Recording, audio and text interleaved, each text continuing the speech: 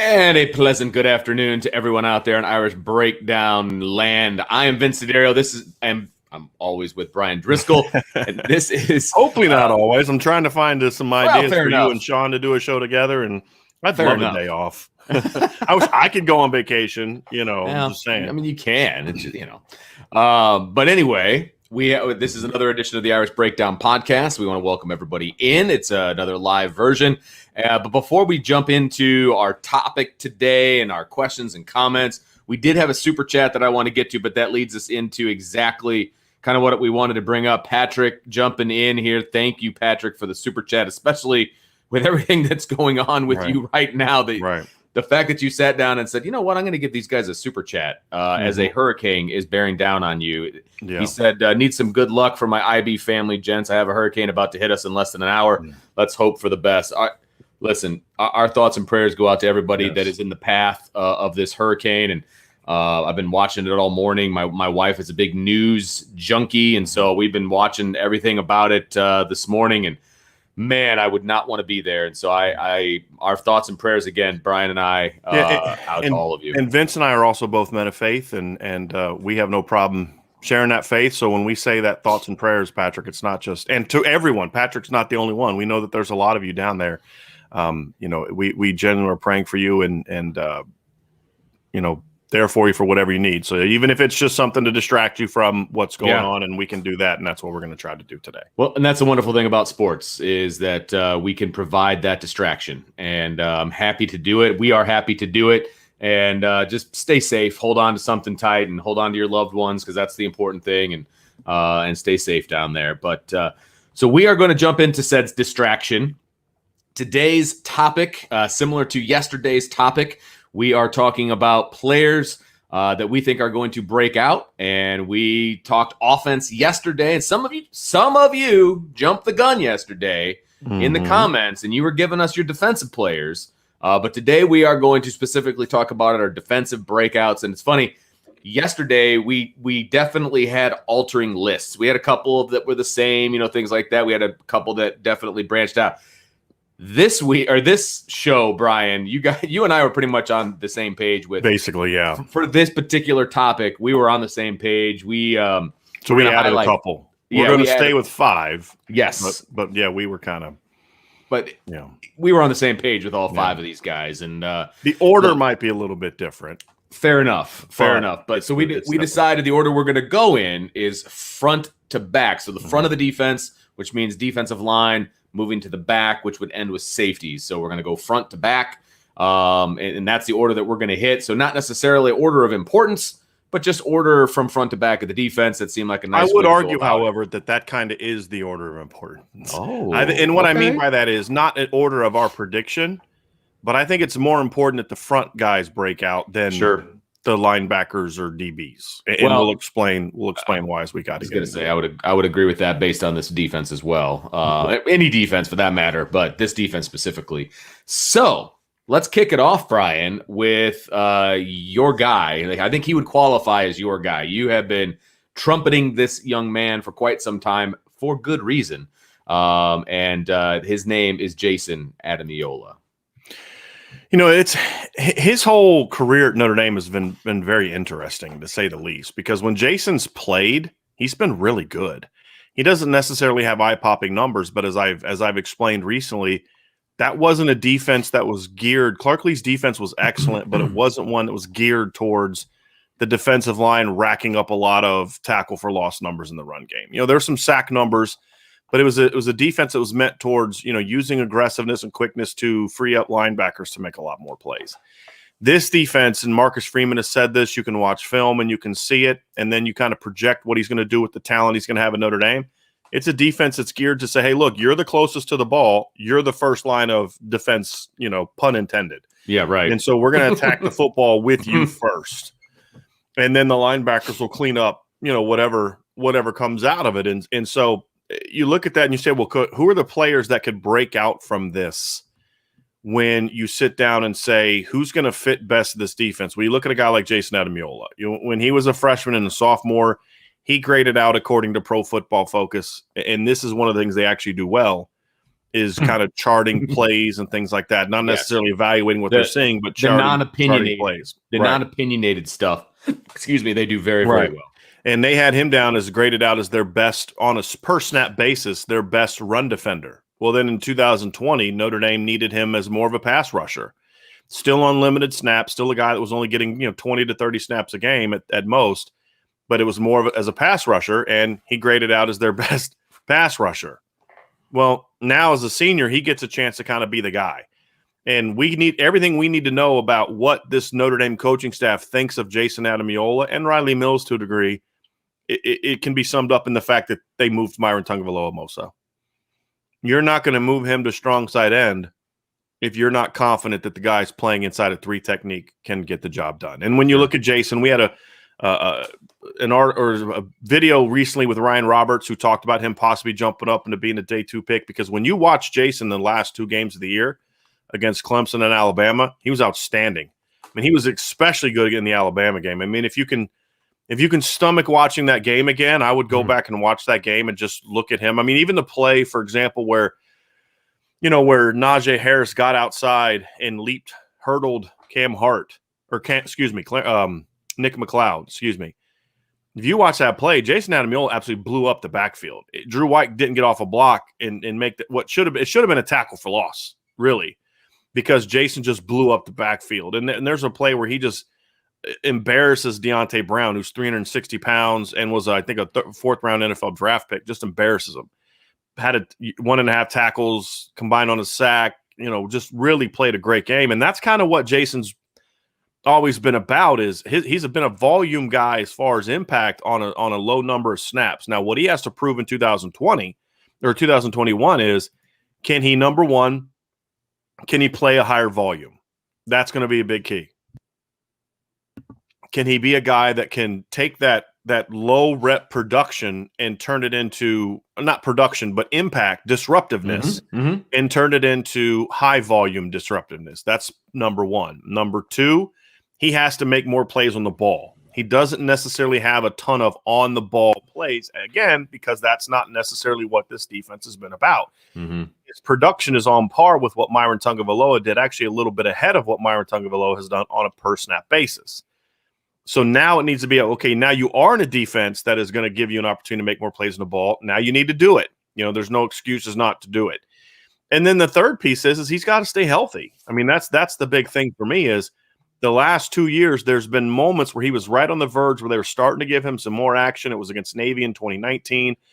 Last year, I think it was Duke or Boston. North Carolina or Boston College. I can't remember which one. They were really ready to say, okay, we're going to start giving you more reps, and he got hurt.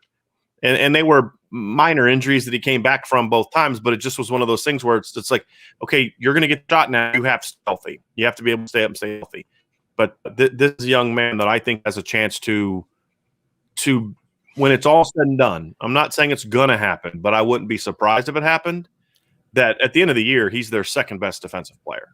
I think that's how good he can be this season. But it's time to turn that potential into production, and the athleticism, the tremendous hand play, the ability to play bigger than he is, the disruptiveness, all those kind of things have to then be, you have to add finishing onto that. And if he does that and he can play a higher volume, I think he's going to be an outstanding player. Not just a good player for Notre Dame, but I think he's going to emerge as one of the 5 to 6 best defensive tackles in the entire country. I think he can be that good this season.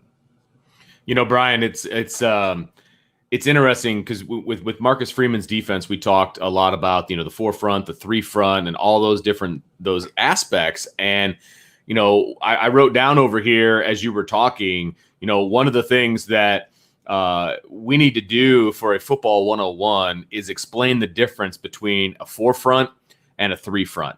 Because you talked about Riley Mills and Jason Ademilola. And do all the different techniques too. Like what's a 3, what's a 5. That's what I was getting at. So you talked about those guys being a 3 technique, and obviously Kurt Hinish is more of a 1 or even a 0 at times, and at the nose, right? And so like, what is a 3-front going to look like compared to a 4-front? And then again, like you said, breaking down specifically a 7, a 5, 3, a 1. Might not be a bad idea to do this weekend. I got to get that little thing that we're working on figured out. Hope to do that today or tomorrow, but that might not be a bad idea. I got it written down. I think that will be a fun one to talk about. Just the different lineups, and so people understand what we're talking about when we talk about defensive line, shades and things of that nature, and who's going to be in the middle of that 3 front. Is it going to be Kurt Heinisch? Is it going to be, or a guy from the nose category? Or is there going to be a guy from the 3 technique category, right? So different things that are going through my head as you were talking there. But Jason Ademilola, he's an easy one, no question. I know you've been high on him for a long time, and I'm just hoping that, and in general, this is a blanket statement, but hoping he can stay healthy the entire year, because his ceiling is exceptionally high. And you outlined it. You think he can be one of the 5 best defensive tackles in the country. And that's I really do think he can be that good. I do. Yeah. And I've talked to some people who I respect. Ryan Roberts obviously is one. He does a lot of draft stuff, and he's high on him. And there's a couple people that I know in the business that I'll say, hey, look, I want you to watch a kid, and I'm going to give you my opinion. You tell me if I'm off base or not. Just to kind of make sure I'm checking myself. Sure. To make sure that I'm understanding like what's out there, because I watch college football, but I can't necessarily watch college football. I can't watch other teams as much as I watch Notre Dame. Sure. And so makes sense. You say, hey, look, if I'm going to make this claim, who are some guys that I should be paying attention to, or who am I forgetting about?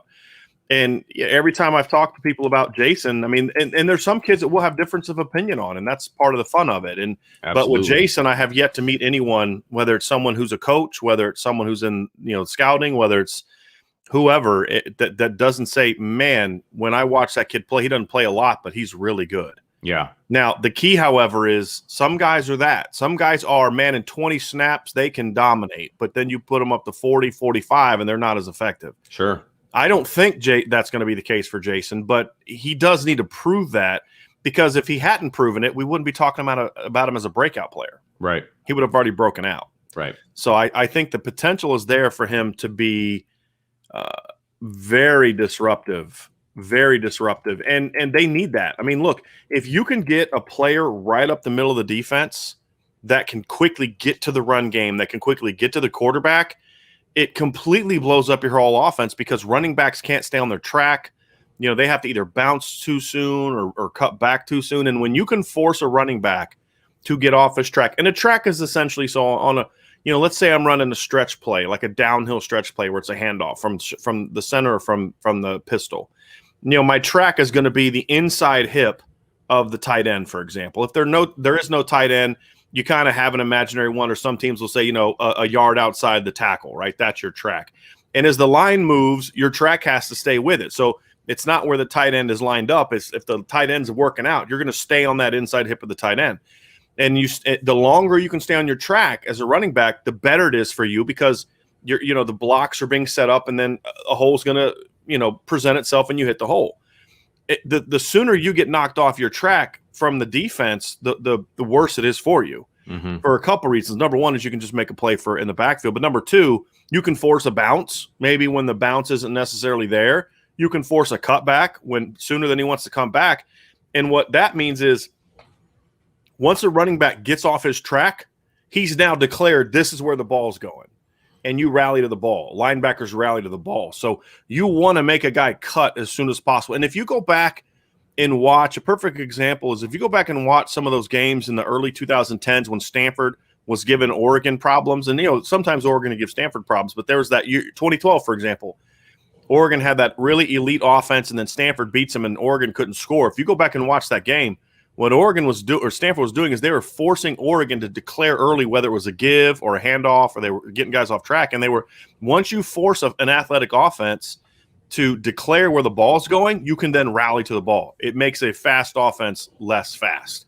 And that's the kind of impact that I think that Jason Ademilola can have on this defense. And it really will if he's what I think he's going to be, and all Kurt Heinisch does is just repeat what he did last year, the interior of this defensive line is going to be excellent. And that ultimately, Vince, is what is needed for this team to become, I think they were a pretty good run defense last year.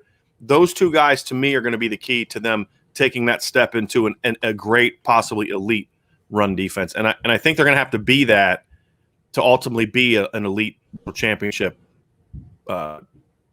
defense.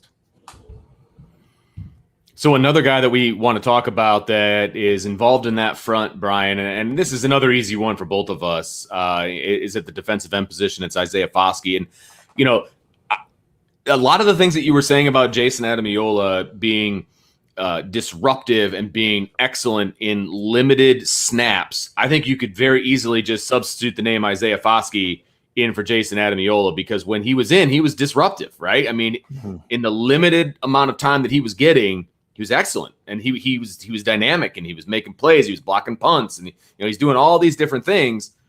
I think the big question for Isaiah Foskey is going to be, okay, now that your role is going to be expanded, now that you're the starter, what is that going to look like? Are you going to be able to be the guy that can go 45 snaps as opposed to 20 snaps? What are your thoughts on that?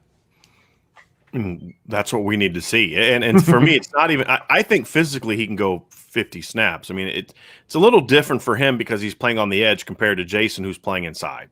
Sure. But the other thing with Isaiah is there's no doubt he can play higher snaps. The question is, can he truly be a dominant all-around player? Yes. Not just a guy that flashes some big plays here. Because one thing Clark Lee did Clark Lee did a lot of great things last year. But one particular great thing that he did last year is he put Isaiah in the game and asked him to do things he was good at. That's called great coaching. That's what good coaches are supposed to do, right? And he didn't ask Isaiah to be an every down player, a guy that was going to set the edge a million times. He didn't ask him to do that. It was, when you're in the game, you got to be disruptive. And so I have no doubt that if Isaiah becomes a full-time player, he's going to have some disruptive snaps and have good numbers. But I think there's the fear that I have is that sometimes those numbers can mask just your overall every down impact. There are guys like Dalen Hayes, and this was kind of always my discussion of Julian Aguara and Dalen Hayes. Julian Aguara was a great pass rusher, and he had those flashy numbers. But a case could be made that on non-passing downs, Dalen Hayes was the better all-around player. I think with Isaiah, he has the opportunity to sort of be the best of both worlds. Not saying he's going to be all there yet, but he's 6'5". He's got incredibly long arms. He has got a really physical, strong body. He's a guy that can be a great edge setter against the run. He's got Samadi Ogundiji in him in that regards. He's also a guy that has explosiveness on the edge. He's a guy that has a natural ability to bend around the edge. He's got fast hands. He's got powerful hands. He's got all the tools that you need to not just be a good player, but a great player. And he's a guy that I've been saying since he signed Vince has a chance to be a first-round talent. He has a chance to be the best defensive end Notre Dame's had since Stephon Tuitt. He has a chance to be that. But here's the big but here is big but. The difference between what he was in 2020 as a athlete and a potential disruptor and where he needs to be from a technical standpoint is it's a canyon, And so what I have been told is that Isaiah has been putting in the work, so that's a positive. He spent some time this offseason, I believe, working out with Aaron Donald. I know that Mike Elson spent a lot of time on him with that. But if he can become a more fundamentally sound player, and I guess fundamentally sound isn't the word I'm looking for, it's more of an advanced technical player. Learn those counter moves, learn how when an offensive lineman gets his hands on you, to use your hands to get that off and then rip through the guy. Do how to bend around the edge, things that we see Jordan Patelho do. So not just relying on his athleticism. Right, because when you're when you're playing Bama, when you're playing Clemson, when you're playing Ohio State, you're not just going to be able to rely on athleticism for 4 quarters. Right. That athleticism will allow you to make a flashy play or two, but flashy plays or two aren't going to beat those teams. It's the consistent top-level play that is going to be the key, and that's what Isaiah needs to bring. And if he can bring that, then he'll be a breakout player. In breakout player in that, we only had him really for 1 year as a starter. Going to enjoy watching him in the pros. I mean, he can be that kind of player. Now, whether or not he is going to be that kind of guy remains to be seen. I'll also argue this, Vince. I don't think he has to be that good this year. I just think he needs to take a step towards being that. If he's just senior year, he comes back, he's going to really explode. Even if he's just like an 8-sack guy, like if he's kind of like what Julian Aguara was in 2018, 8 sacks, 12 or 13 tackles for loss. That's pretty good. Maybe that gets him to go pro, but I don't think so because there's a lot. This is the point that Ryan Roberts made. he'd have to have a monster year to be a first-round draft pick, even with all his tools. It's a great edge class is what Ryan has said to me. He's the draft expert. I'm going to trust him for that. But if he's correct, and I believe that he is, because I know there's like Kayvon Thibodeau, there's the kid from Sanders from Cincinnati, there's Drake Jackson from USC. Now the interesting thing is Notre Dame's going to play a lot of those guys, which is going to be interesting. But the point is, even if he just kind of takes a big step towards that guy, and he's not quite there yet, that's still a big impact for Notre Dame. And I think he's a guy that they're going to need him. They're going to need Jordan Patelho to really step up and be legitimate edge rushers this year. And I see instances, Vince, this season that we're going to see them on the field together. And that's going to be a lot of fun, no question about it. And I'm very interested, like you said, when you're talking about the technique minutia. And I say minutia, that sounds boring to people. It's not what I mean. I mean the step-by-step technique that he's going to develop. That I'm excited to see that, because that's what's going to take him to that next level. I mean, and we all know how athletic he is. Like, again, the block punt, etc. We know how athletic he is. The physical tools are special. Oh, I mean, absolutely special. But to become that next level player, it's okay. What's his footwork like if he's asked to drop, right? And he's going to be asked to drop. He's playing that Viper end, right? So what's that going to look like? Just those little things. And you said when he gets hands on it. A lot of guys who are just athletes, when they get hands on, they're done, right? It's how do you react at that point? Well, yeah, what's your counter moves? That's going to be a big key. Absolutely. So I'm very excited to see, where he goes and how he does, in a starting role, because there's going to be more that's asked of him this year, and there should be. So going off of what you said, are you kind of circling maybe 22 as his bigger breakout year, or No, not really, because it's kind of like he's going to be really good this year. It's just he's going to take that next step. I mean, so when you say bigger breakout, maybe I could say that because he's going to go from like a really good, all conference type of player from Notre Dame in the conference to where he could be an All American type of player. So I think that's good. And I'll say this before we move on to other positions, Vince, or other players. I know people at Notre Dame that are gonna listen to this or hear about it. or whatever the case may be, that are not gonna necessarily disagree with our first two comments. They're actually gonna agree with it because there's a lot of optimism, but they're gonna say you forgot somebody, and they're gonna talk about Myron Tagovailoa.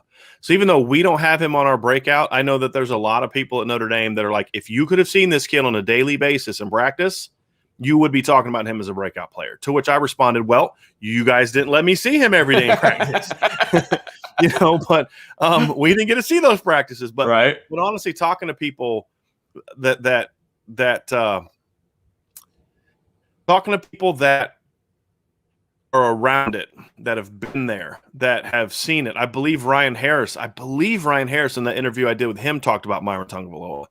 I have people that have seen a lot of what we saw this spring are saying Myron Tagovailoa is going to blow up and be a big time player this year, better than what they've had the last couple of years of strong side end. When I heard that, I was like, come on, like he's going to put up better numbers than what Khalid Kareem had, 10 plus tackles for loss, 4.5 sacks, and they're like, don't be surprised by it. And I would be a little surprised by it just because we haven't seen Myron make that kind of production. He just hasn't been an on the ball producer. But again, different defense. And so if they're right and he has a breakout, oh my gosh, this defensive line could be a monstrous. And that's why I've said I think this D-line, and this is a bold prediction. This is why, talk about breakouts, okay? I think this defensive line as a whole could be a breakout this year. And what I mean by that is people respect the D-line. They know that it's been a good D-line. I don't think the Notre Dame defensive line has gotten the respect that it deserves for just how good it's been. And I think that this group as a whole, with the individual pieces, obviously having individual breakouts, but as a whole, I think when this season comes to a close, that we're going to be talking about this as one of the 3 or 4 best defensive lines in the entire country. And one guy's not making that happen. It's got to be Foskey and Patelho are handling business at Viper. It's got to be MTA and Justin Ademilola are handling business at strong side. It's Jason Ademiola's balling inside. It's Kurt Hinish is doing his thing. It's It's Riley Mills and Jacob Lacey and Howard Cross and all the young guys providing great depth. I mean, I think this as a breakout, if we're talking position groups, I think this could be the group that has the biggest breakout for Notre Dame this year and become sort of that, wow, they're as good as just about anybody in the country. I think Clemson's the only one right now that I feel for sure is going to be better than Notre Dame. I think if this group plays the potential that I believe it has, combined with some things I've heard from people that I trust about how good, like a Myron Tagovailoa is, I think there's a chance this could be truly one of the 3 or 4 best defensive lines in the country. That's how good the recruiting has been. That's how good the development has been. And I think that when you fit it with a Marcus Freeman defense, it's going to turn this group loose a little bit more and ask them to make more plays. That's what I think we're going to see. High praise. I love it. High praise. So let's move to linebacker, Vince. And you've kicked it off with me a lot, but I really want to start this next level with you because I think that we both have a high opinion of Jack Kiser, who's our next breakout player. But he's just there's 2 guys that when you start talking about him, you kind of just like get this little twinkle in your eye, which I love. Jack Kiser's another one. So when you first of all, tell me what you like about Jack Kiser, and what I also want to know from you, Vince, is when you talk about breakout, what does a breakout look like for Jack Kiser? Like, so talk about what traits you see, but then kind of finish it up with, what are we talking about here? Are we talking 100 tackles? Are we talking 10 tackles? I mean, what are we talking about? What would a breakout look like for Jack Kiser? Well, look, Jack Kiser has his work cut out for him, right? I mean, he is literally stepping into the shoes of the Butkus Award winner, okay? So that is not an easy task to be asked to do. And he's going to be a first-time starter, even though he got that start early on last season due to the COVIDs and the whatevers that were going on. And he did really, really well, right? And I felt like he was –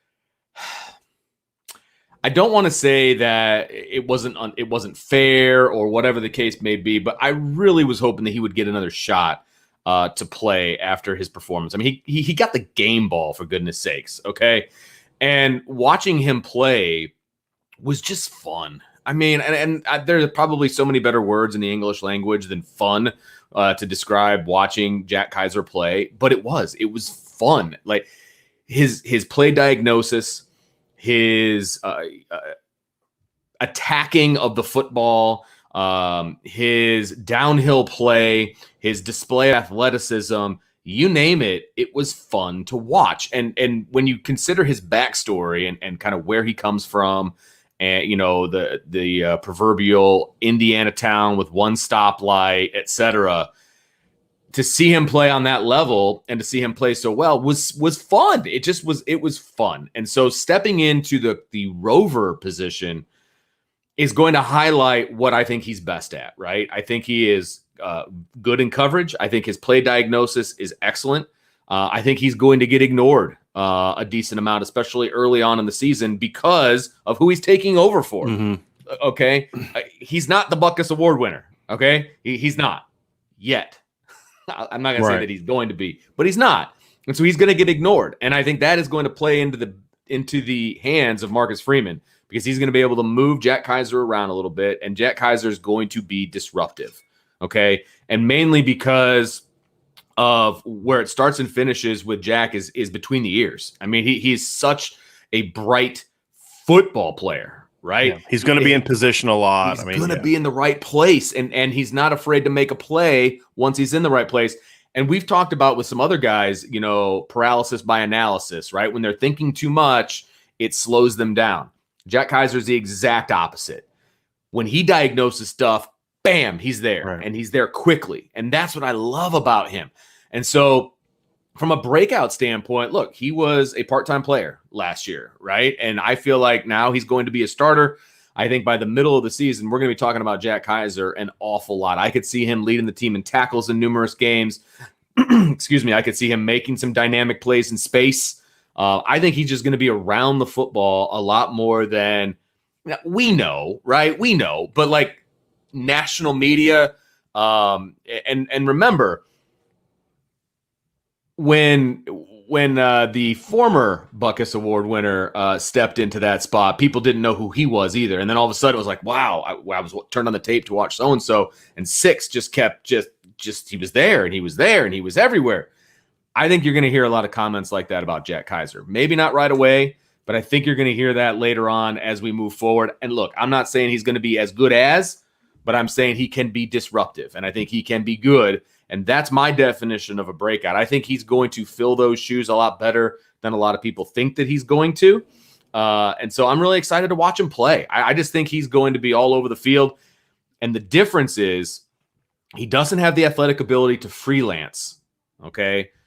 But he does have the athletic ability to know where he's supposed to be, and he's going to be there quickly.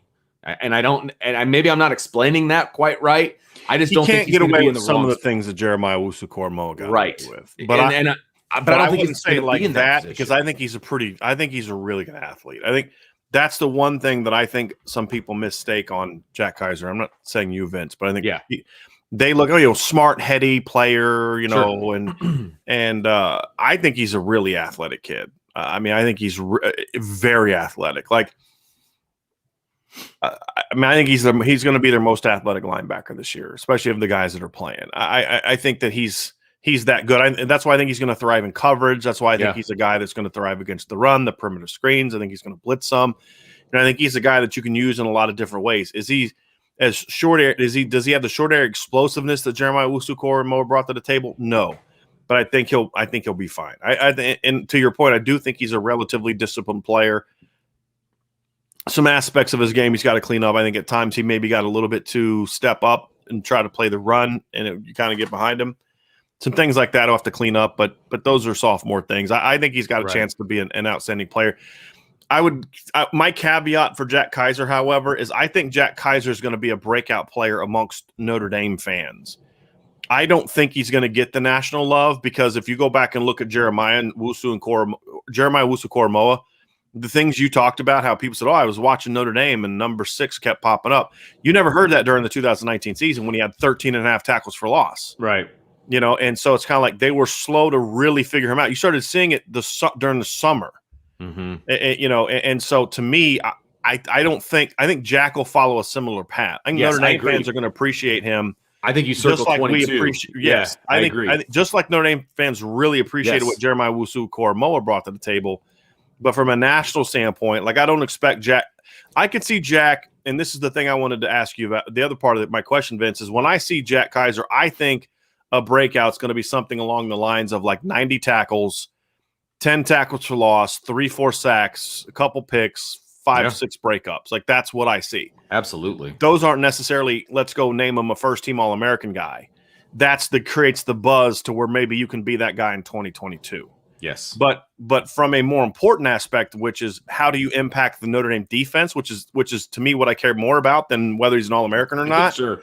I think this will be a breakout year for him because of that production and because of the importance of that kind of production. And when you can have a rover that can be a 3-down player because he can play the run, he can play the pass, the perimeter pass, he can rush the quarterback, and he can cover. I think a guy that can do all those things is even more important because you don't have to package when you get into pass situations if Jack Kiser's on the field. Now you can, and maybe move him inside. Sure. Maybe it wouldn't surprise me if we saw some nickel packages this year where Jack Kiser bumps inside and maybe you take out Drew White or Shane Simon, one of those two guys, and then you bring in a nickel back. I could see something like get that. More athletic in the inside. Yeah. Maybe against like a North Carolina or USC, you put Jack inside and let him play inside there, and then maybe you start a 5th DB in the game. I could see things like that happening because I think he can play that. I don't necessarily know if I love him being an inside linebacker 12 games a year for 70 snaps. Standpoint? Yes. Mm-hmm. Yeah. Just can he physically hold up? But I think as a rover, he's ideally suited for that position. There's no question about it. Completely agree with you. And that's what excites me the most. I think the rover position is going to highlight what he's best at, right? Because it's going to highlight him as a cover player. It's going to highlight him as a run support player. It's going to highlight his athleticism from sideline to sideline. All of that I'm excited to see from Jack Kiser. I think there's going to be a lot of Notre Dame fans. They're going to be very excited about the play of Jack Kiser at rover. There's no question about that. Our next guy, we're going to move into the secondary, and I know no one, and I would hope that no one who follows us on a regular basis is going to be surprised by the fact that Cam Hart is on this list. Okay, because Cam Hart is my guy. I have been excited about Cam Hart for quite some time. And I was excited about him going into the 2020 season when we were kind of watching and seeing our one practice that we got to see, right? And just because of his length and all that and everything that we talked about when we've talked about some of the recent commits to Notre Dame, right? At cornerback, I think Cam Hart is kind of one of the first guys to be that long, athletic, was he about 6'3"? Yeah. Got real 6'2" long and a half arms. is what he's listed as. Yeah. Yeah. But just that long corner that Marcus Freeman and Coach Mickens absolutely love, he fits that mold. And when he moved over to defense and the fact that he wanted to move over to defense got me all excited. And from everything that we're hearing, and you can correct me if I'm wrong, because you talk to these guys a lot more often than I would, but the staff is excited about what Cam Hart brings to the table as well. And I'm just number 5 at corner, just excites the you-know-what out of me. I am so excited to see what Cam Hart can do in this defense in that boundary position, because I think he's got that locked down. There's definitely a lot of excitement. I think the reason for it is because Cam's always been a guy that has impressed people with physical tools. I mean, I remember when they moved him to defense, I reached out to a friend and I said, hey, what's up with this move of Cam Hart? Was he not sticking at receiver? And he was like, no, the offensive coaches loved him. They needed him on defense. And Cam, I remember when I interviewed Cam when he was in high school, and he was like, yeah, I wanted to play defense. I wanted to play corner, but these schools all want me to play receiver. He preferred defense, but he understood, you don't have a lot of corners like me and people view me as a receiver. Well, when the opportunity came up as a freshman for him to move to corner, he jumped at the chance. He's front of the line. Yeah. So I just assumed maybe he wasn't as good because I really liked him coming out of high school as a receiver because I'm an offensive guy. If I'm going to choose between the two, I almost always want a guy to be able to play offense. That's just, me and Vince, how it is. Absolutely. So I just assumed maybe I missed on that one. And that's why I was really surprised when I reached out to my buddy and was like, hey, what's going on here? Is he just not good? And he was like, no, they loved him. They loved him on offense. It's just they think he can be a special. The defensive coaches thought he could be special on defense. And he was a Mike Mickens project from the minute he was hired. And that's why I was so bummed that they didn't have spring last year, because that was the guy that Mike Mickens was going to be spending all his time and attention on. Yes. And, now he gets a chance to kind of come out and take those strides. And from what I'm told is he was one of the players on defense that if you look at where he was both in the beginning of spring practice and where he was by the end of spring practice, made huge strides, because the thing that was the issue for him is he's long, he's physical, he has fast hands. The athletic thing for him is not a lot of 6'2" guys are twitchy, have that really explosiveness. They have that ability to open up and run, the transition speed. And he has that. That's something that I heard from the previous, cornerbacks coach when they first moved him. It's something that I've heard, from the current coaching staff is that there's a surprise at how fluid he is, which you don't see from a lot of long guys. The issue was he just never had really played corner from a technical standpoint. In high school, it's like, out there, you're the best athlete on the field. Go cover that dude. Right. It's like backyard football. Just cover him. Right. And so he's learning the footwork, the technique, playing the ball. And if you go back and look at the first play of the Blue Gold game, is a perfect example. He's in great coverage on Joe Wilkins, but he doesn't play the ball properly. And even though he gets a little bit of a hand on it, it kind of falls into Joe Wilkins' chest, and he comes down with the catch. Well, you say, okay, what's going to happen here? How's Cam going to handle getting beat on the first play of the game? And he was dominant the rest of the game. I mean, just dominant the rest of the game. And then to see him bounce back from, I got beat on my first real action, first play of the game. They threw it over my head. They went after me. It didn't bother him. If anything, it kind of looked like it ticked him off a little bit. And, what's been surprising to me is as I talk to different sources, Cam was a real quiet kid in high school from a media standpoint. He wasn't real talkative to us. He's not really much of an online personality. At least he wasn't in high school. So I just assumed he was going to be a really quiet, reserved kid. From what I'm told, that's not Cam. He's got a very outgoing personality around his teammates, around his coaches. He just doesn't do the social media thing, which makes me like him even more. I was going to say, you know what I mean? Right? He loves to play. He's a very outgoing kid, and his confidence has really taken off. And so when you look at that combination of traits, if he can continue this summer to clean up his technique, that's going to limit some of the concerns I have for him, which is the occasionally getting beat deep because he's not quite fast enough to where if he gets sloppy with his footwork against some of the better receivers, he's going to be able to catch them. Now his length will help to a degree, but you have to have clean transitions. The technique has to be there. That's the difference between making a pass break up against an Alabama caliber receiver or you getting beat for 35, 40 yards from an Alabama receiver. And that's where I see Cam Hart. That's going to be the key to Cam taking that step and truly being a breakout. I think he's going to be good this year. I don't have any doubt he's going to be good. But is he going to be Nick McLeod good? Or is he going to be this guy's a dude you want to avoid good? Sure. I mean, there's two different things. I mean, Nick McLeod was a good player, but teams were never afraid of him. They'd go after him and have some success. And, but Cam, can he be that kind of guy? Like, you look, I've told you once, I already broke up this pass. If you come back at me again, I'm going to be forced to pick it off, right? I mean, that's the kind of guy you want him to be. Will he be that guy in 2021? We'll see. Can he be that guy in 2021? I think the tools are there.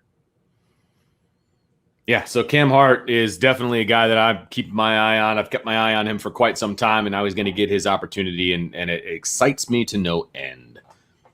Our final guy is a guy that a lot of the people I'm noticing in the comment section they have on their list as well. And Brian, he's a guy that potentially was not even going to be on this team because he was in the transfer portal. And he was the number one project of Marcus Freeman coming as soon as he got this job. And that's Houston Griffith, getting him back into the fold with Notre Dame. And, we talked about it at the time, how big of a get that was to keep Houston Griffith in the fold. And I think he has all the makings of being something special in the defensive secondary, specifically at safety, obviously, because in order for, and again, we've had this podcast before, but if you didn't listen to it, in order for Kyle Hamilton to be at his best, he needs a guy. He needs a dude next to him. And we both think that Houston Griffith can potentially be that dude. I don't think Houston has to be a dude this year. I think he's capable of being a really good player. I just think he needs to be solid because that's how good Kyle Hamilton is. He just needs to be solid. And what I mean by that is mistake-free, right? Don't give up. If you get beat, make him beat you. Don't turn a guy loose, which is kind of what we saw at times last year. Don't make a bad read. Don't make a coverage mistake. Don't miss, those kind of things. Just make them beat you because the dude across from you is better than you are. Sure. If he just does that, I think that helps the defense and they're better. If he is the guy that you and I think he could be, then that's where this defense could really come special. Because if you have two safeties that you're just like, I don't really want to go at that guy, or hey, well, I don't necessarily want to go at 3, but it's a fireable offense for me to go at 14, so I'm going to go at 3, right? And he can make you pay for it. Pay for that, yeah. Right. Then that's where this defense can become special. And you talk about each side of the ball has to play at a championship level. That's going to be a key to Notre Dame's defense being really good, which I expect it to be, a top 10 to 12 unit. In the defense being good enough to where they can make stops against Bama and Clemson and Oklahoma and Ohio State in those big games where you don't have to score 40-some to beat them. You maybe only have to score 28 or 30 or 31. That's going to be the key, and Houston's going to be one of those guys. And doesn't have the great size that Kyle Hamilton has. He's not an elite athlete. He's more of a Jalen Elliott type athletically, probably a little faster than Jalen was. Jalen was a little bit twitchier than Houston is, but they're very similar athletes. Where Houston is Houston's more of a natural football player. Houston's an instinctive guy. I think being a safety now going on 2.5 years, he's going to start making more plays on the ball. We started to see that in the spring. He was flashing, making plays.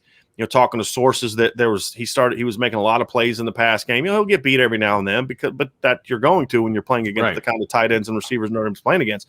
But held his own in matchups against Michael Mayer. Won the battles against the other tight ends, and a guy that there's a lot of confidence that he's going to go out there this year, take that spring growth, and jump to the next level. And I think the biggest thing for Houston has always been confidence, Vince, and not so much his confidence in himself, but do you believe in me? Do you, coach, believe in me? And the previously, there wasn't that faith. There wasn't that. And honestly, I've heard that from a lot of guys. You know, it wasn't an issue for Kyle Hamilton because they believed in him. I've heard that from several guys, including some guys who played a lot in the past, that just didn't feel like that guy had any faith in me. Well, that's gone now. You know, you've got a guy that I'm told Houston likes in Chris O'Leary coaching the position, a guy that has just, you know, shown him confidence. Marcus Freeman has shown confidence in him, and that has allowed Houston to really blossom, I believe. Now the next step is building on that into the fall camp and becoming a more steady, impactful player. If he can do that, because Houston at times would have bouts of, okay, you looked really good on that snap, and that snap you didn't even look like you wanted to hit anybody. Right? Like he's got to get rid of those plays and just be steady. If he can just be steady, then he's going to have a big impact. If he can be steady, but then also use his intelligence and range to then make plays on the ball, then I think this secondary has a chance to be really, really good, at least up the middle. Cornerback still remains to be seen, but we just got done talking about a guy that we really like. You know, I talked to a source yesterday that told me that he felt that the guy on the current roster with the best NFL talent right now is Tariq Bracy. It's just about getting his confidence back, right? So there are weapons there. There are players there. It's just about, can those guys turn their potential into production? It's a phrase we use a lot at Irish Breakdown. Not T-shirt worthy, you know, a lot, but before somebody makes that suggestion. But, you know, in it, from an analysis standpoint, it's, look, there's a lot of potential, but that for Notre Dame to be a great team, that potential can't be potential anymore. It has to become production. Yes. And Houston is one of those guys where that has to be the case. Now, will he do it? We don't know. Do I think he's going to do it? Yeah. If I was a betting man, which I'm not, I would bet on Houston Griffith stepping up and having at the very least a real good season. Yeah. And then maybe that's enough to convince him to come back next year and have an even better season. And, you know, then all of a sudden you're working yourself into the NFL draft and being able to play on the next level. Yeah, I feel like the flashes that we've seen from Houston Griffith are going to be more consistent. And I think that's what gets me excited about Houston Griffith is it was those flashes. It was those flashes where he was playing like he wasn't looking over his own shoulder, whether that was his own self-doubt or whether that was the perceived doubt from the coaching staff or was doubt from the coaching staff. It always felt like he was looking over his shoulder a little bit. And so when he plays free and when he plays loose, I feel like he is a really good safety. And I think that's where my confidence level lies. I feel like now that he has confidence in himself and that he feels that there's confidence from the coaching staff, he's going to play like that. He's going to play more free. He's going to play more loose, disciplined, of course, but just that Houston Griffith that we saw flashes of, I think becomes the more consistent Houston Griffith. And that's why he's on my list, because I really do think he's going to put it all together. And maybe it's not all going to flash this year. Maybe this is another one of those that maybe 22 is like, okay, the year for him. But I still feel like he's going to be playing with Kyle Hamilton is only going to help you. Okay. Right. And I feel like that's going to benefit him as well. Because what did we say breakouts were? It's not that every guy's breaking out and becoming an All-American. Sometimes it's a guy that didn't play much becomes a really good starter, you know, or a key rotation player. That's what Cam and Houston are. We're not saying they're going to be, you know, who's the best DB? Is it Kyle? Is it Cam? Is it Houston? We don't know. I mean, if that's a debate, I think that's probably going to be a good one because I don't see Kyle Hamilton taking a step back. But that's not what we're saying, and that's not what's needed. They don't need to be Kyle Hamilton. They just need to be good. They just need to be good players. They need to be consistent players, and that's what I think Houston and Cam are going to be able to do this year is just be good, steady players. Because if you're a good, steady DB with this D line, then your production's going to be there, right? What you have to avoid is giving up the big plays when it's not just that guy beating you. Because look, I don't care who you are, you're going to get beat sometimes. Yes. But when you get beat, you have to make them earn it, right? And so like I think of the play where Olohi Gilman got beat by Hunter Renfrow in the playoff a couple years ago. That didn't happen often, but Hunter Renfrow ran a good route and it was a great ball, and they just beat him. I mean, you tip your hat cap and say, hey, well done. What they have to make sure that those guys are doing is that they're not getting beat on plays where, I got sloppy with my technique, and just or let a guy coverage, or those are the kind of things you have to avoid. If they can avoid those, I think the talent will be such that they'll be good. And then when you have good players at corner and a good player at safety, with another guy being an All-American, with the front four that I think Notre Dame is going to have, that's where you start thinking this defense could be really, really good. But steadiness, to me, is going to be the most important thing with Houston. He's got to be steady. If he's steady but doesn't make a ton of plays on the ball, I'm fine with that. To me, anything that he does from an impacting the football standpoint, to me, is icing on the cake. He just needs to be steady. Be good in coverage. Be where you need to be. Make the tackles. Make 3-yard plays be 3-yard plays. Don't turn a 3-yard play into a 20-yard play because you took a bad angle or were late to react or missed a tackle, right? If it's a 3-yard play, make it be a 3-yard play. Maximize those type of things. And if he does that, then he'll be a breakout player. Then maybe in 2022 is when all of a sudden he becomes that next level kind of guy. So that's going to do it for our defensive breakout players for the 21 season. Brian, we had 5 guys. So just to recap, Jason Ademilola, we had Isaiah Foskey, Jack Kiser, Cam Hart, and Houston Griffith as our 5. With a special mention to Myron Tagovailoa, because I know there's going to be people in Notre Dame that are going to be like, you should have moved your list to 6. We probably I'm just telling, which is a good thing. I mean, that's a good thing to be discussing. Absolutely. Because it wasn't like, hey, that guy's not going to break out, but this guy was. It's like, yeah, you're not wrong about those guys, but I'm just telling you right now, this guy over here, this is good. Right. And that's a good problem to have. So make sure, everybody, you go and you subscribe, hit the notifications bell, hit that thumbs up button as well. If you're on the podcast, make sure you subscribe, leave us a 5-star review. But that's going to do it for this edition of the Irish Breakdown podcast. And we will be right back with comments. All right. And questions, of course. Yes, the comments section is where we're going to divert our attention. So here we go. We are going to jump into our comments and questions section for this podcast. Brian, Jay, jumping in. By the way, an hour and 9 minutes before we were even supposed to start, which well done, Jay. But he says Hart, Griffith, Jordan Botelho, and Jack Kiser. So he got 3 out of the 4 that we talked about today. The Botelho one is interesting, Vince, because it's kind of like there are some – I'm not saying this is Jay. It just reminded me of some conversations I've had with people on Twitter and stuff like that. But it's kind of like people have already dismissed Isaiah Foskey because Jordan Botelho had a good spring.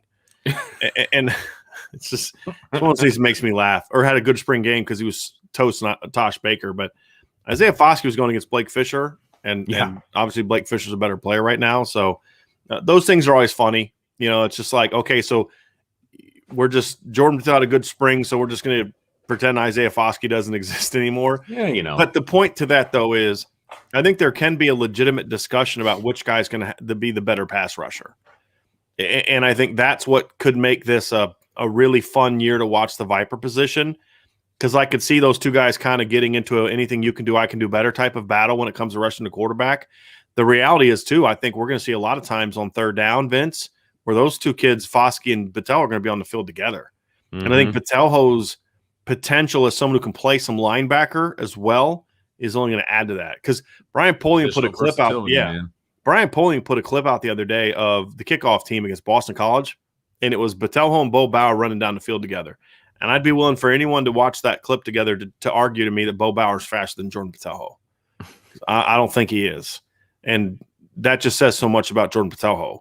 So that's the exciting thing that I look at with his defense, that this front four especially, is you could put if Notre Dame started Jordan Botelho, Riley Mills, Jacob Lacey, and Justin Ademilola, that's a top 25 defensive line, in my opinion.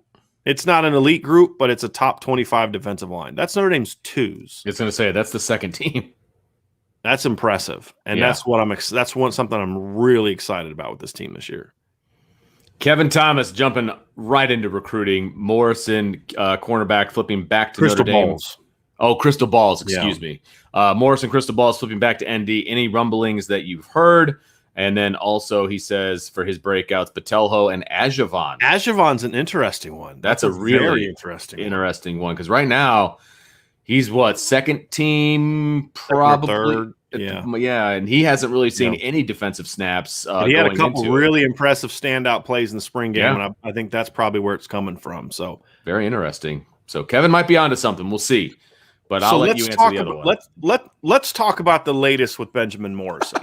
Okay, I'm not going to say what's going on, but I do have a couple things I'm going to address here when it comes to the latest with Benjamin Morrison. Number one, I was told that it was reported 4 or 5 days ago that Notre Dame did not have room for Benjamin Morrison if they would have got Devin Moore and Jaden Bellamy.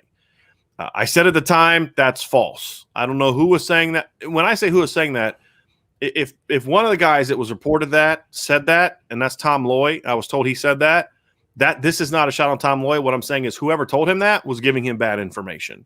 Because what I was told at that moment, before, during, and after that all happened, after Jaden Bellamy committed, after Devin Moore committed, is there room for Benjamin Morrison? And the answer was almost as if like, I can't believe you're actually asking me that question. Yeah. like seriously, that was kind of the response. And I'm like, look, man, this isn't coming from me. Okay. I have 20 people texting me that this is being reported, and I'm just asking you. And it was like, dude, if Benjamin Morrison wants to come to Notre Dame, we will have room for Benjamin Morrison. And what I have said all week is I didn't think Notre Dame was going to get him because Washington had taken the lead. My sources have said that even my Notre Dame sources were saying it's looking like Washington. That's where he wants to be. I found out recently that Washington was actually his dream school growing up, and he did have it. We've talked about this before. He did have a sibling that went there. But he had siblings went to a lot of other schools. That was the place to go. And Jimmy Lake had done what Jimmy Lake does, which is beat Notre Dame for DBs, except for Chance Tucker last year, because Notre Dame beat them for Chance Tucker last year. And when you look at Washington's track record of getting DBs, I mean, producing high-level DBs in the NFL, you understand it, right?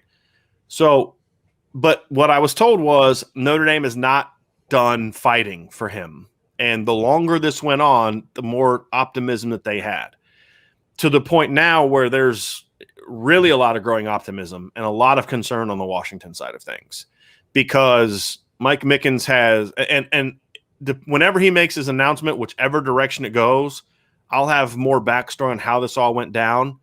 But there's a reason this defensive staff is killing it right now on the recruiting trail, because they are not afraid of anybody. And there's this word that some kids may use that they don't accept. They don't understand it. It's no comprende. No. When teams say no, it's like, nope, we're not taking that. Or, hey, I'm going somewhere else. No, you're not. Sorry, we're not done yet. And that relentlessness with this coaching staff when it comes to recruiting on defense is just – it's unlike anything I've seen since Charlie Weiss was recruiting offensive players back in his tenure. I mean, that's saying something, because Charlie Weiss was landing 5 stars every year. Yeah, he was. And that's what I'm saying. And it's not just it's Marcus Freeman, it's Mike Mickens, it's Mike Elston. I mean, this staff has a confidence and a relentlessness that I have not seen amongst the Notre Dame coaching staff. I've seen individual recruiters have it from time to time, but to see an entire staff have it is impressive. And you all know my stance. I don't give things away. I hate crystal balls for this very reason, because we've seen people change their crystal balls and Benjamin Morrison like 3 times in the last week. Right? Yeah. And what I've tried to tell you is that's not over. Notre Dame is battling, even when I didn't feel confident. He was always a take, and Notre Dame is fighting for him. And right now, when this defensive staff sets its sights on a kid, I feel like they're always going to have a puncher's chance on it. They're not going to get every kid. I don't think right now they're going to get Xavier Nwankpa, but they're still fighting. And the longer it goes on, the better it is for Notre Dame. Benjamin Morrison is now over a week since his visit to Washington, and he hasn't committed. That's a great sign for Notre Dame, right? And so right now, there are very few kids that Notre Dame is recruiting on defense that I'm betting against this coaching staff for. Even if a kid commits somewhere else initially, publicly or silently, this is a defensive staff. I would not want to be a school that thinks you're going to get a kid and Mike Mickens and Marcus Freeman and Mike Elson are on that kid's trail. I would be very nervous. And that's an exciting thing to do. So in regards to Benjamin Morrison, he was always a take. The staff absolutely loves him at cornerback. They love Devin Moore at cornerback. They love Jaden Mickey cornerback. And they love the fact that Jaden Bellamy could probably play 4 or 5 different positions in this defense. They absolutely love it. They love the current freshman on the roster. They love the versatility. What Notre Dame is trying to do is they see the trends and they see the future of college football. Pardon me for that. I thought I'd muted myself. They see the trends of college football, and they understand that more and more teams are looking to get more and more athletes on the field. And if you can find guys that are safety bodies but have corner cover skills, you can start 4 corners, right? You could start 4 corners from the standpoint of, now obviously some of those guys are going to play a safety-ish position. But if you have Benjamin Moore, just for example, if you have Benjamin Morrison, Devin Moore, Jaden Bellamy, and Jaden Mickey in one class, you can play them all 4 together at one time. The way that college football is going. This isn't where you need Steve Atwater or Sean Taylor on the field anymore. You need guys that can cover. We saw that a little bit from Notre Dame last year. I mean, Sean Crawford was a corner by trade. Sure. And so if you have Ryan Barnes, Philip Riley, JoJo Johnson, and Chance Tucker on the same field, you can play the 4 of them together in certain situations. And that's what they're looking for. Instead of recruiting safeties, they want to recruit more corners that can play safety. And it's not like he can't stick. It's more of I got 3 studs in the boundary. I can't play all of them. I'm going to move one of them to safety. He's going to start at safety or play a bunch at safety. That doesn't mean they won't recruit safeties, but they would rather take a safety they'd rather take a corner that could play safety than a safety who can't play corner, if all things being equal. And that's why you've seen them narrow their safety board down to Jake Pope and Xavier Nwakpa. Because what can Jake Pope and Xavier Nwakpa do? They can flat out cover. What were guys like KJ Winston and Sherrod Colville better at? Downhill run support. Right? So it's like, hey, I can teach these guys to come downhill and tackle a lot easier than I can teach KJ Winston to go line up in the slot and cover. And that's what they're looking for, is range, athleticism, and coverage ability. And that's the sign of a guy that knows what he wants on defense, a corner's coach that knows what the coordinator wants, which is you're talking about 2 guys who went to high school together, 2 guys that have coached together, 2 guys that have known each other for over a decade. They know what each other wants. And that's why you're seeing a really lethal combination right now. And I would not bet against Notre Dame, but it's until Benjamin Morrison makes a decision, I think both schools are going to continue to battle. And we're going to probably hear some rumblings about, Washington's confident again, but just let it play out, right? And trust that this staff is not going to give up until this kid is signed. Not committed, signed.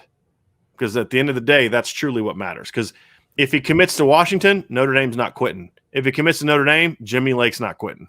Okay? This is going to be a battle, and I would not be one on the receiving end of this battle if I was going against Notre Dame. I would not be someone who would want to bet against the Notre Dame defensive coaching staff right now. So hopefully that clears things up a little bit. Did for me. Tommy Guns, he says Cam Hart, Riley Mills, Isaiah Foskey, and last but not least, the Prince. Referred to Prince Collie, incoming freshman. He may be talked about in another episode. Just saying. Pretty. You can bet on that. You can bet on that. And then Tommy Guns follows up with really, though, the entire freaking defense, at least the ones who haven't had a breakout year up till now. That's kind of been the trend on defense, though, in recent years, hasn't it? I mean, whether it was Mike Elko, Clark Lee, and Marcus Freeman, it's kind of like, well, yeah, this guy didn't play a ton last year, but he's starting now, so he's going to be pretty good because for the most part, that's been true. Last year was a little bit of a down. I mean, you saw the Will linebacker didn't really step up the buck. The second safety position was a bit of a mess, but for the most part, when guys step into the starting lineup, they end up playing just as good, if sometimes better than the guy that was there before. Tony Stengel says, for whatever reason, I'm convinced that Houston Griffith can be amazing. Do you think he has the physical talent to do so? Were his struggles due to other factors? Does he have the physical tools to be amazing? I think, Vince, you're a little bit more convinced of that than I am. I don't know if he has the speed to be amazing. I think he has the athleticism to be at least pretty good. And that's why I kind of compared him to Jalen Elliott. Maybe a little better version of Jalen Elliott in college, which is pretty good. But do I think he can be – when I think amazing, I think Kyle Hamilton, I think Harrison Smith. Is he that kind of player? I haven't seen that yet. But a lot of that haven't seen that yet is because of just lack of opportunity. But even coming out of high school, I don't know if I would say he had the athleticism to be amazing. I think he has the athleticism plus intelligence to be really good. I don't know if we go to amazing, but in this instance, Tony, I would hope that you were more correct than I am. Brandon says, hoping Jake Pope makes that call to the Notre Dame staff soon, giving that silent commitment with little prayer hands. I'll say this about Jake Pope. He has said all the right things to the Notre Dame staff. There's just something about this recruitment that makes me not necessarily have as much confidence as I otherwise would have based on what I'm being told. Based on what I'm being told, I should be really confident he's going to pick Notre Dame. But when I hear a kid that has 4 schools feeling really good about getting him, it makes me a little nervous. Sure. So which ones is legit? So and what are those four schools? Yeah. What are those four well, schools? he's really 5. It's North, but he's not going to Bama. It's North Carolina, Georgia, and Notre Dame are the 3 most likely, plus Ohio State and Alabama. Gotcha. They feel that if they push for him, they could get him. I mean, you could say 5, but the first 3 are really the ones that. Okay. But I mean, based on everything I'm being told, Notre Dame feels confident, but I got to see it. Mm-hmm. I got to see it. Brandon follows up. He says, I love how Brian was saying Notre Dame would take Morrison no matter what, looking more and more like ND might have 6 DBs in the class if they can land Pope and Nwankpa. I'm not as confident they're going to land both Pope and Nwankpa. I'm not feeling great about Nwankpa right now. I again, if his recruitment drags on into the fall, I'll feel a lot better about it. I think you get Xavier Nwankpa in Notre Dame Stadium against USC or North Carolina when that place is going to be hopping, I'll feel a lot better about it. If he's uncommitted by then I'll feel a whole lot better about Notre Dame's chances. Vincent Roberto says, I can see Nana and Shane Simon having a big year. I hope you're right about the second one. And look, I think Nana is going to have a chance to be a player at Notre Dame. I just don't know if this is going to be the year, simply because there's just older guys in front of him that are also pretty good. You have Myron Tungvaloa's in front of him. You have Justin Ademilola in front of him. I just want – look, the minimum for me for Nana is I want to see him play well enough, whether it be in practice, whether it be in some spot duty, whatever the case may be, to where there's a lot of excitement about what he can do in 2022. That's what I'm at least hoping he's doing. He's still coming back from the knee injury that kind of cost him all but one game last year, well, one regular season game. And, I've heard he's working his tail off, and I've heard that there's some optimism, and he flashed in the spring. But if he beats out one of the guys that's already playing, that would be an amazing sign. I just don't know if he's going to be able to. But perhaps he plays well enough to where Mike Elston is like, look, MTA is my starter. I love Justin Ademilola, but I got to find a way to get Nana on the field for 5 to 7 snaps a game. He's just working too hard. He's doing too much, and we just got to find a way to get him on there. And then maybe, when you're playing Toledo or Purdue or some of those teams that, you should be whooping, you get a chance, you get Justin and MTA out of there, save their legs, and let Nana get some snaps. Let Alexander Ahrensberger get some snaps. He's another guy that there's a lot of confidence of well, he's really coming along and he's really making progress. I would force feed those guys into some early blowout snaps. Not wait till it's definitely blown out, but maybe you're leaving your starting tackles in there, but you get Nana in there. Right. And then Alex in there when you're up 24 points or something like that in the third quarter, something like that. Brandon says, hoping the Penn State gets the running back from IMG has a trash start to the season and Singleton ends up flipping to the Irish. I think Notre Dame flipping Singleton, if he in fact commits to Penn State today, he's still got to make his announcement, which I expect him to not. I don't expect him to pick Notre Dame. The question isn't can Notre Dame flip him. The question is more of will they? Will they do the work needed to? Yeah. That's something that I question about Lance Taylor. Do I think that they can go get certain guys, Jerry Price, Logan Diggs, Audric Estimate? Yeah. Do I think he's going to put in the work on the recruiting trail to flip a kid that's committed to Penn State? I don't have a lot of confidence in that right now. So I hope he proves me wrong, but right now I just don't see it. I would be more nervous if I was Penn State about Alabama or Ohio State or somebody else who's looking for a second back trying to flip them if Penn State struggles. I hope I'm wrong about that, but that's just not something that Lance Taylor has shown me so far. Jason Rose says Maris Luafau could be really good in this defense. Yeah. Ryan Roberts is super high on him. When we interviewed him talking to NFL Draft last week, he kept talking about 35, keeps popping on tape for me, and that's Maris, obviously. But he's got the athleticism. I don't know if this is the year he becomes an every down starter or not. That's going to be the question. Look, Shane Simons played better in the spring. He's got to still get better. Maris has to clean up his game. He didn't have as good of a spring as people had hoped, but that doesn't mean a whole lot. Now he's get that opportunity to fall to go out there and improve himself. But the tools are there. I love that kid. I mean, he plays so hard. He's so fast. Yeah, there's a lot to like about Maris. There's no question about it. Brandon's players to break out: Cam Hart, Houston Griffith, Isaiah Foskey. He said that's who he wants to break out. Well, but absolutely. the reason I think that matters is because I think Brandon's thinking about this a little bit more about who do you need to break out, I think to be next level. Yeah. Yes, and that would if I say who do they need to take the next step, I think that's a good list. Now I think Jason Ademilola will break out, but could they get away with Jason just kind of like having 6 or 7 tackles for loss and just, maybe not being a great on-ball guy, but just kind of doing what he's done in the past on 40 snaps a game? Riley Mills is a good player. Yeah, because D tackle, you can be great on defense, and your D tackles aren't necessarily producers. I think it makes them elite, but I have a harder time seeing this team being an elite defense if those 3 guys aren't at least good this season. Omar has a comment about Shane Simon. He says Freeman's defense will let him loose. Less plague diagnosis equals faster, more impactful plays. I agree with that. I hope so. That always seemed to be Shane's issue was, like we said before, when we were talking about Jack Kiser, the paralysis by analysis, right? I mean, that always seemed to be Shane's problem. And hopefully now this defense will simplify things a little bit more and he can just play because he has a ton of ability at the linebacker position. A ton. Yeah. A ton of athleticism. I'll say that. Now, whether or not that means linebacker talent remains to be seen. Sure. I just have a hard time getting too excited about a guy that started for 12 games and made 14 tackles. Mm-hmm. I know that there was too much reading and all that, but still 14 tackles. Oh, I mean, I just have a hard time with that. Accidentally have 14 tackles playing 12 games. And Jack Lamb had like 12 tackles on special teams. Right. I mean, I have a hard time with that. Now, I hope that Shane proves me wrong because, like you said, there's a lot of athleticism there. He was one of my highest ranked guys in the 2018 class. But he's a guy that I'm going to have to very much be I got to see it before I get too fired up about it. I have to see it. And I hope I do. I really hope I do.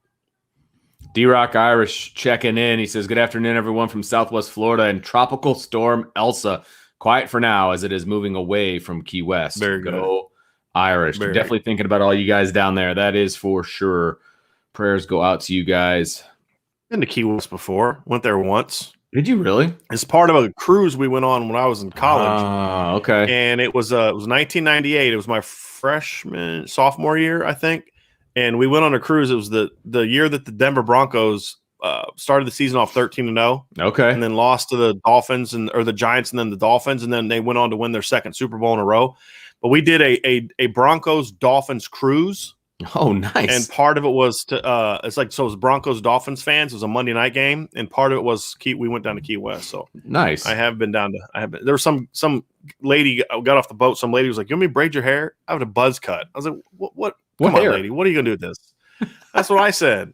I was like, come on, man. Well, how stupid do you think I look? I was like, don't answer that question, but I'm moving on. Coleman says, I think that if he can stay healthy, Offord could be a good college corner.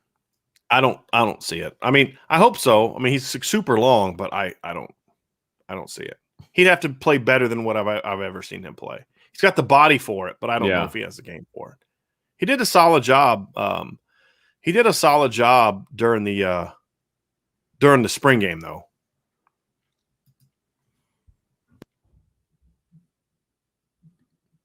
The Spanky 412 says, I can't wait to see who the first player is that stars in the Irish Breakdown commercial. That player does not exist. We will not be doing Jason, you're killing me, dude. Spanky's my guy. I've known him very, very long time. But yeah, we discussed this last week. I will not be having Notre Dame players doing any kind of advertising for me. I just don't think that's a line that would make a lot of sense for me to cross. I don't have any problem with NIL. I just feel like with what my job is from an analysis standpoint to then, I'm going to pay you to do a commercial for me, but then I'm going to go criticize the game you played. It just seems like I don't want to open up that can of worms. Yeah. And then if I do praise a player that people think I should have criticized, well, you're not criticizing because he did, I just don't want to have to deal with that headache. Plus, I can't offer these kids anything close to what they're going to be making from all these other places. So, man, I don't think the free Irish Breakdown hat's going to be too enticing to get them to do shows, to do commercials with us. Keeps me around. Tommy Gunn says, no, a lot more than a free Irish Breakdown hat. Thank you very much. He says, no, it'll be Ian Book. Brian won't use active players at Notre Dame. Could you imagine Ian Book doing a commercial for me? That'd be hilarious. Wearing the IB hat. I'm probably laughing too hard at that particular comment, but that is fantastic. Oh, man. Whew. Oh, right. That would be funny. Brandon says, Brian, do you think Houston Griffith takes a big enough jump in the fall to emerge as the starter? DJ Brown did have more snaps than Griffith last year and was the next guy in behind Crawford. I don't care what he did last year. That's a great. I must have. It's a new safeties coach and a new defensive coordinator. I don't care what he did last year. I'll be shocked if Houston Griffith isn't starting. Shocked. AJ says, I vote KJ Wallace. I like his aggressiveness, plays bigger than he is, and love when he talks smack to Chase Claypool as a freshman, even if it didn't go well. I love KJ. I do. I hope that he has a breakout. I would love that. I mean, I hope that he becomes sort of that number 3 safety and a guy that could play some nickel. And because he came to Notre Dame, he's another one of those guys that moved out of necessity as opposed to moving because he was ready to play there. And it's been unfortunate for him. But I love KJ. Really good kid, really good football player. So if he's that guy, AJ, I'm with you. I'd love it. But I think he's probably a guy that's going to be more of a rotation guy next year. Domer Texas 22 says, if 2009 Brian Kelly could look into the future, would he be satisfied with the offensive production from 2010 to 2020 at Notre Dame, given the weapons and offensive lines that he's had? I think if 2009 Brian Kelly could look into the future and all he could see was the stats that he put up at Notre Dame offensively, I think he'd be like, there's no way I'm lasting to 2020. I mean, it's so below the standard of what he set for himself at Grand Valley and at Cincinnati. I think there's no way we're going to win enough games for me to be there going into 10, 11, 12 years. Because, again, what was Brian Kelly all about back then? Scoring. Scoring. Time of possession didn't matter. When you get another chance, you score again. And it's aggressiveness, and it's attacking down the field. It's tempo. It's we're going to run a million plays. And when you think we're done scoring, we're going to score some more. Thomas Walsh says, Jacob Lacey could be a gap stopper at nose if healthy. People may have forgotten he was a Kentucky State Player of the Year as a senior. Over Michael Mayer. They beat Michael Mayer's team in the state championship game, by the way. And Jacob had like 4 tackles for loss. Look, no one's forgotten about him. It's just that he was hurt last year. We've talked about this here. We talked about it last week.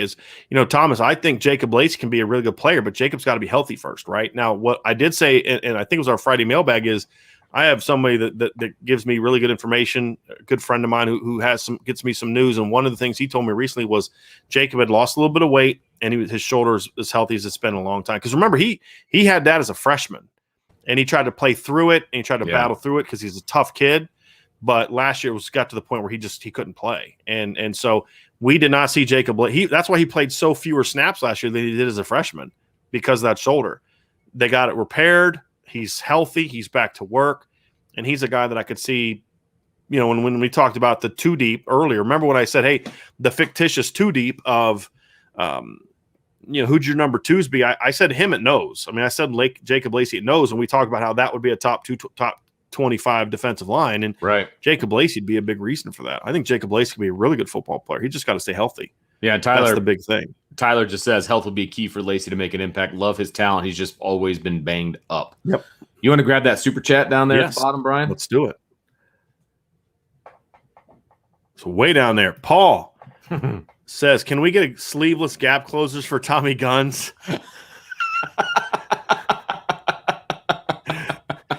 Tommy can buy his own gap closer shirt, and then he can take the sleeves off, and I would love to see that. I would so put that on my website if he took that picture. But, I mean, that's so appropriate.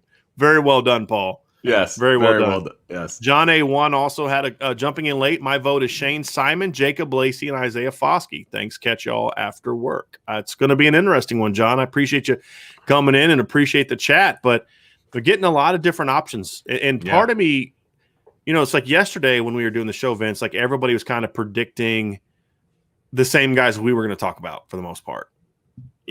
Davis and Lacey and Cone. And with defense, I feel like if we stayed here long enough, we'd get 20 different answers. We'd cover the whole defense, which says but a that's lot, the though. thing is exactly. I mean, somebody just brought up KJ Wallace. He may end up being Notre Dame's 5th safety this year. Yeah. Or 4th. You know what I mean? Like somebody just brought up Jacob Lacey. there's a chance he may be their third nose tackle this year. But the point isn't that, oh, you guys are way off on their talent. It's more of like, yeah, I could see that. Yeah, I could see that. But I could also see that guy getting beat out because there's another guy who could be that breakout player.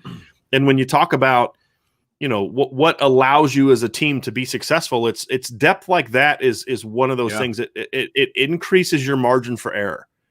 And it allows you to still be good if you have an injury. And that's a big key. When Sheldon Day got banged up in 2015 before the bowl game, they were done. There was nobody else that could do what Jacob Lacey can do. Sheldon Day can do. Let's just say, God forbid, that Jason Ademilola sprains his ankle before a bowl game, and he can only give you 10 or 15 snaps.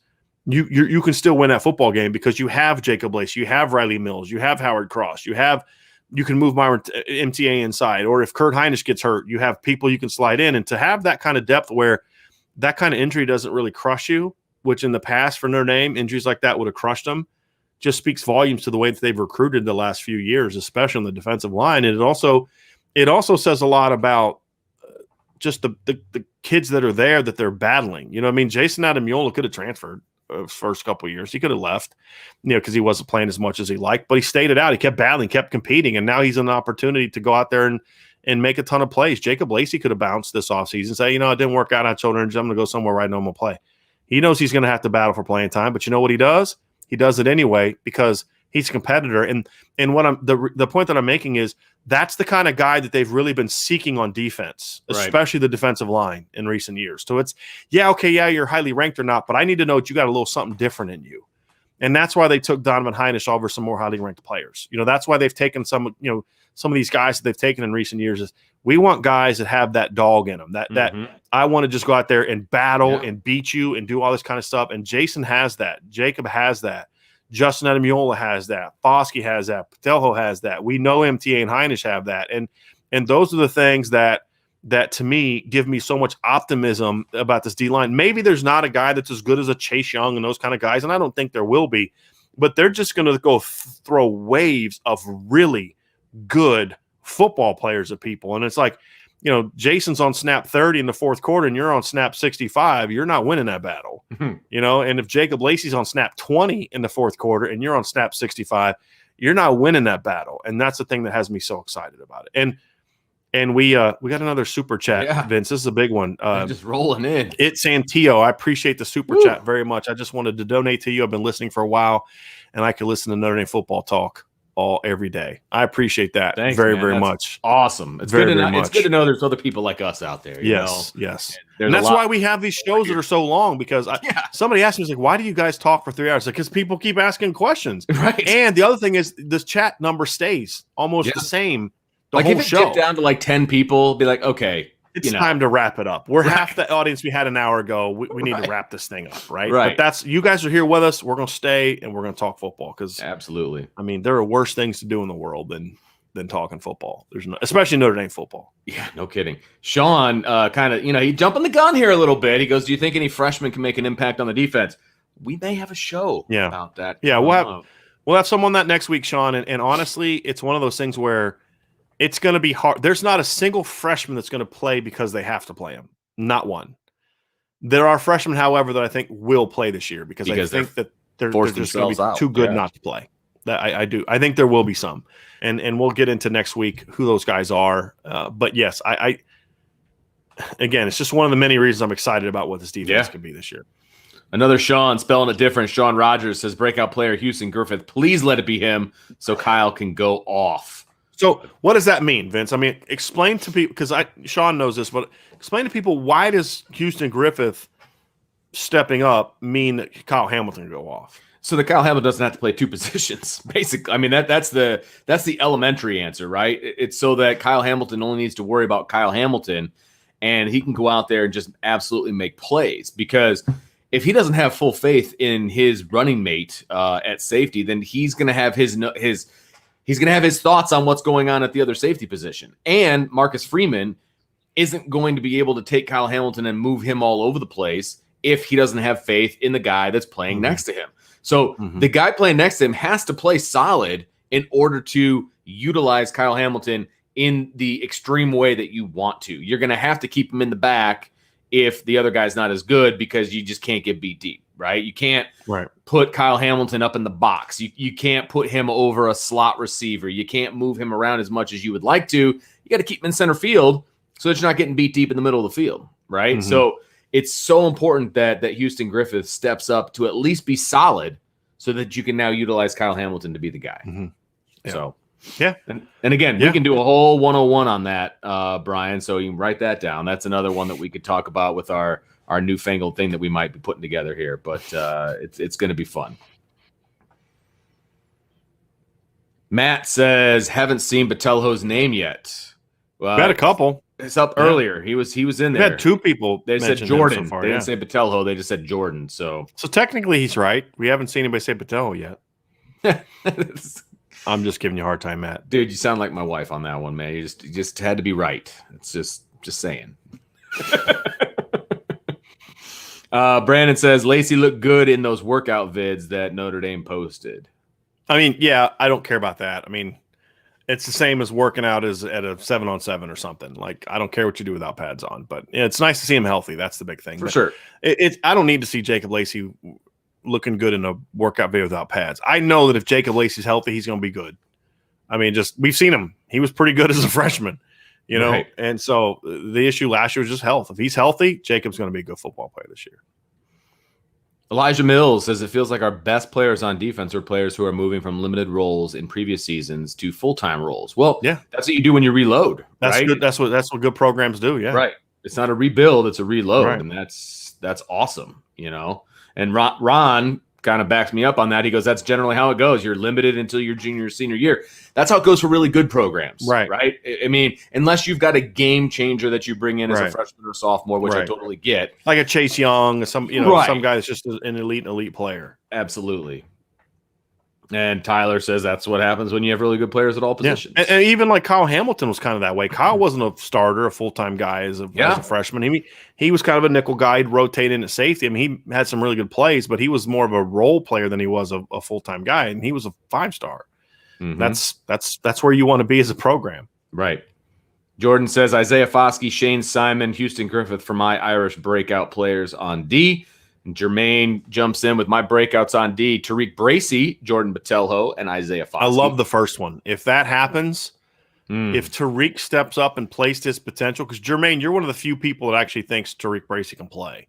I happen to also be in that category. I was going to say, I'm in that category but you'd be surprised how many times I've heard from people, Notre Dame fans, it's like, Tariq Bracy's never made a play in his life. And I'm like, I don't even know what to say to you at this point in time. Like that, we're so far off of our opinion of Tariq Bracy that there's no point even continuing the conversation.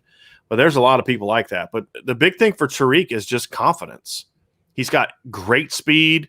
He's really twitchy athletically. It's just about confidence. And the play that the moment that I knew he was done mentally was early against North Carolina when he got beat on that post route by De'Ami Brown. And he just flat-footed and bit hard on that outside move. And then as he got beat inside, just reached out and tried to grab him. Those two things, the overreaction to the first move and then the grab, is the telltale sign that a cornerback is one of two things: horribly coached or lacking confidence. And you know for a fact it wasn't a coaching problem. I mean, that was not an issue. It was a confidence problem. And once I saw that, I was like, he's done. Like he's you got to get him out. And they got him out. And he stepped up in the spring. There's a lot of optimism that he's on the path back to being that guy, but he's got to carry that into the fall. If he can do that, because what it does is if you have Clarence Lewis on the outside and if you have Cam Hart step up and you know that they can do, then you can rotate Tariq as an outside guy, but you can also do more things where you can maybe move Tariq inside in the slot if you're facing a team with a really fast slot corner, or if you're facing a team with a bigger slot, you can maybe move Clarence Lewis inside, play him in the slot, put Tariq outside to play outside. There's a lot of different things you can do if Tariq is healthy and steps up. And if he does do that, then that'd be a lot of fun. And how about having Botelho and Foskey as both breakouts? I mean, the thing about what the sack numbers would look like if those two guys both break out this year. Because the point is, if they both do, they will play together. There will be snaps where they will play together. There's no doubt about it. Richard Robinson says, a lot of guys to consider. If I had to pick one, I'd go with Jack Kiser. Kid played great in his one start last year. Instinctual player who finds the ball, should be a tackling machine. Yeah, I agree. I'm I'm definitely on the Jack Kiser bandwagon. There is no question about. Hey Vince, I gotta pull this up here real quick. Hold on a second. What do you got? Yeah, this is awesome. So Matt Romero, check it out, rocking the Irish breakdown gear. Yeah. That's what I'm talking about. Got just waiting for the show to start too. Got the hat ready for the show to start. That is awesome, dude. That is so awesome. That is great. I appreciate you sharing that, Matt. That's awesome. Really awesome. I love it. I just went on Twitter real quick to see if we had any questions for the show, and I saw that on Twitter. That is awesome. That just completely made my day. Completely made my day. So that's awesome stuff. And I'm gonna have my wife work this week on the Let It Play Out thing. She's already got the design. I'm just gonna have her do the gap closers design and just change the words to Let It Play Out. Because that's gonna be awesome. But that's awesome, man. Matt Carter wants to know: will Jack Kiser be the next Drew Tranquil? Well, I would say no, because I think his game is more similar to Jeremiah Owusu-Koramoah than it is to Tranquil. And what I mean by that is, I think Tranquil was a really good perimeter defender against the screens, against the run. He could play zone, but he wasn't really a guy you were going to ask people to flip his hips and cover. He was more of a third true linebacker. I think Jack can be more of a true rover in that regards, where, like a Jeremiah Owusu-Koramoah. So I think his game is more similar to Jeremiah's than it was to Drew's, in my opinion. I think his athleticism is similar as well. So, I'd be willing to bet you $20 that Jeremiah Owusu-Koramoah wouldn't have ran as fast as the 40 time as Drew Tranquil ran. From everything I've heard about Jeremiah Owusu, the one thing he does not test well in is a 40-yard dash. And I can say that now because he's been drafted. Right. But that's the reason he didn't run the 40 at the pro day, in my opinion, based on some things I've heard. Is he had a hamstring that didn't let him run a 40, but he did broad jump, vertical jump, change of directions, went through all those drills. No, he knew he wasn't going to run a good 40 time, and that could ding him a little bit. But that's something I had been told for a year, that if Jeremiah runs, I had a guy tell me in the middle of the 2020 season, don't be shocked if Jeremiah doesn't run a 40 at the combine. This is before they canceled the combine. So don't be surprised if he doesn't run a 40 at the combine. So why is that? He goes, because he won't run a good. He never runs a good 40 time in Notre Dame. So interesting. I think Jack Kiser will run a time similar to what Drew Tranquil ran, if not a little bit better, in my opinion. And Drew Tranquil ran a 4.58 at the combine. A little housekeeping here. I'm not really sure how this goes, but it says Matt wants to know if Fan Nation is where you sign up for Irish Breakdown. You can, but I'll tell you to hold off on that for right now. We're going to be launching something here, hopefully this weekend, that's going to have a whole lot of different things. And so I will put out a post on Twitter, Matt, that will have all the different sign up for Irish Breakdown options. It's going to include signing up through the Fan Nation, which includes like Sports Illustrated magazine. It's going to include the message board, a message board thing. So if you want Sports Illustrated as part of your Irish Breakdown package, then sign up now through the Fan Nation thing. You can actually, if you go to irishbreakdown.com here, let's just pull it up real quick to show people, just to get there real fast. All right. Pull this up. All righty. Okay, so I'm going to show you kind of just real quickly, walk you through this, but this is only if you want SI. If you don't want the magazine, hold off. If you just want Irish Breakdown, then just hold off on that, okay? So here's basically what you do. So you see up here, you can get it this way. You can hit subscribe up here, or you can go, and this will work better if you're on the mobile. You click on that, and you go down to subscription. But you do either one of those, and it'll take you to this page right here. Okay, and those are your different options. You sign up here, and that's how you can become an Irish Breakdown member. But like I said, we're going to have a different option here coming up soon. But if you want Sports Illustrated as part of your package, it also gives you access to all the other Sports Illustrated sites, not the message boards, just the sites. Then that's the way to go. But if you're just kind of interested in Irish Breakdown only, without the magazine, I'm going to have another option coming up here very soon. So just hold off on that. But I appreciate you asking that question, Matt. All right, that makes sense. Mark Stallman is asking an interesting question. He says, what is the toughest offensive line on the schedule to challenge this Irish defensive line? I think there's two. I think it's Wisconsin and North Carolina for two different reasons. Okay. Wisconsin's very physical, obviously a little bit, maybe some all Big Ten caliber guys, big, strong, physical offensive line. They're going to play power football against a Notre Dame defensive line that's not the biggest, right? So there's that matchup. And then North Carolina doesn't have the kind of talent that Wisconsin does, but I think they bring back 4 or 5 offensive line starters. They execute at a high level. I think they're going to want a little yard rushers, right? So right, and they're going to want a little bit of payback because Notre Dame whooped their behinds last year in that matchup. So and they're more of a gap, pin and pull, perimeter. Like it's just a completely different type of offense. So I think for me, those are the 2 offensive lines right now that I would say probably are going to be the 2 best and I was going to face off the top of my head. I'm trying to think through some others, but right, because a lot of the teams they faced lost their best linemen. I mean, Virginia Tech lost Christian Darrisaw. He was a first-team All-ACC kind of guy. And if Liam Eichenberg didn't win the best blocker in the conference award last year, it would have been Christian Darrisaw. You look at USC lost Elijah Vera Tucker to the first round of the NFL draft. Christian Darrisaw, I believe, was a first-round pick, maybe first-round pick. Yeah, I believe he was a first-round pick. So some of the guys that went high, Walker Little decided to go pro instead of coming back to Stanford after not playing last year. So those would be the 2 that I would go with. JoJo jumping in. He says, I'm curious to see how Freeman's style of defense will be run and which players are going to break out due to the style of defense and how Freeman uses those pieces and how different it will be with Notre Dame as opposed to Cincinnati. I think he's going to even be more aggressive at Notre Dame than he was at Cincinnati, just because he's going to have a little bit more athleticism at safety and a little bit more athleticism at linebacker and a little bit more disruptive ability in the defense. So I think he's going to be more aggressive at Notre Dame. I think the 2 players that we've talked a lot about today that I think are going to break out because of the defensive system. So like Foskey would have broken out under Clark Lee. I think agreed. I think there'd have been Cam Hart might have still broken out under Clark Lee, right? But I think the 2 guys that I point to first and the 3 guys is one on each level that's going to break out because of the change in Marcus Freeman. It's Jason Ademilola because of what I mentioned.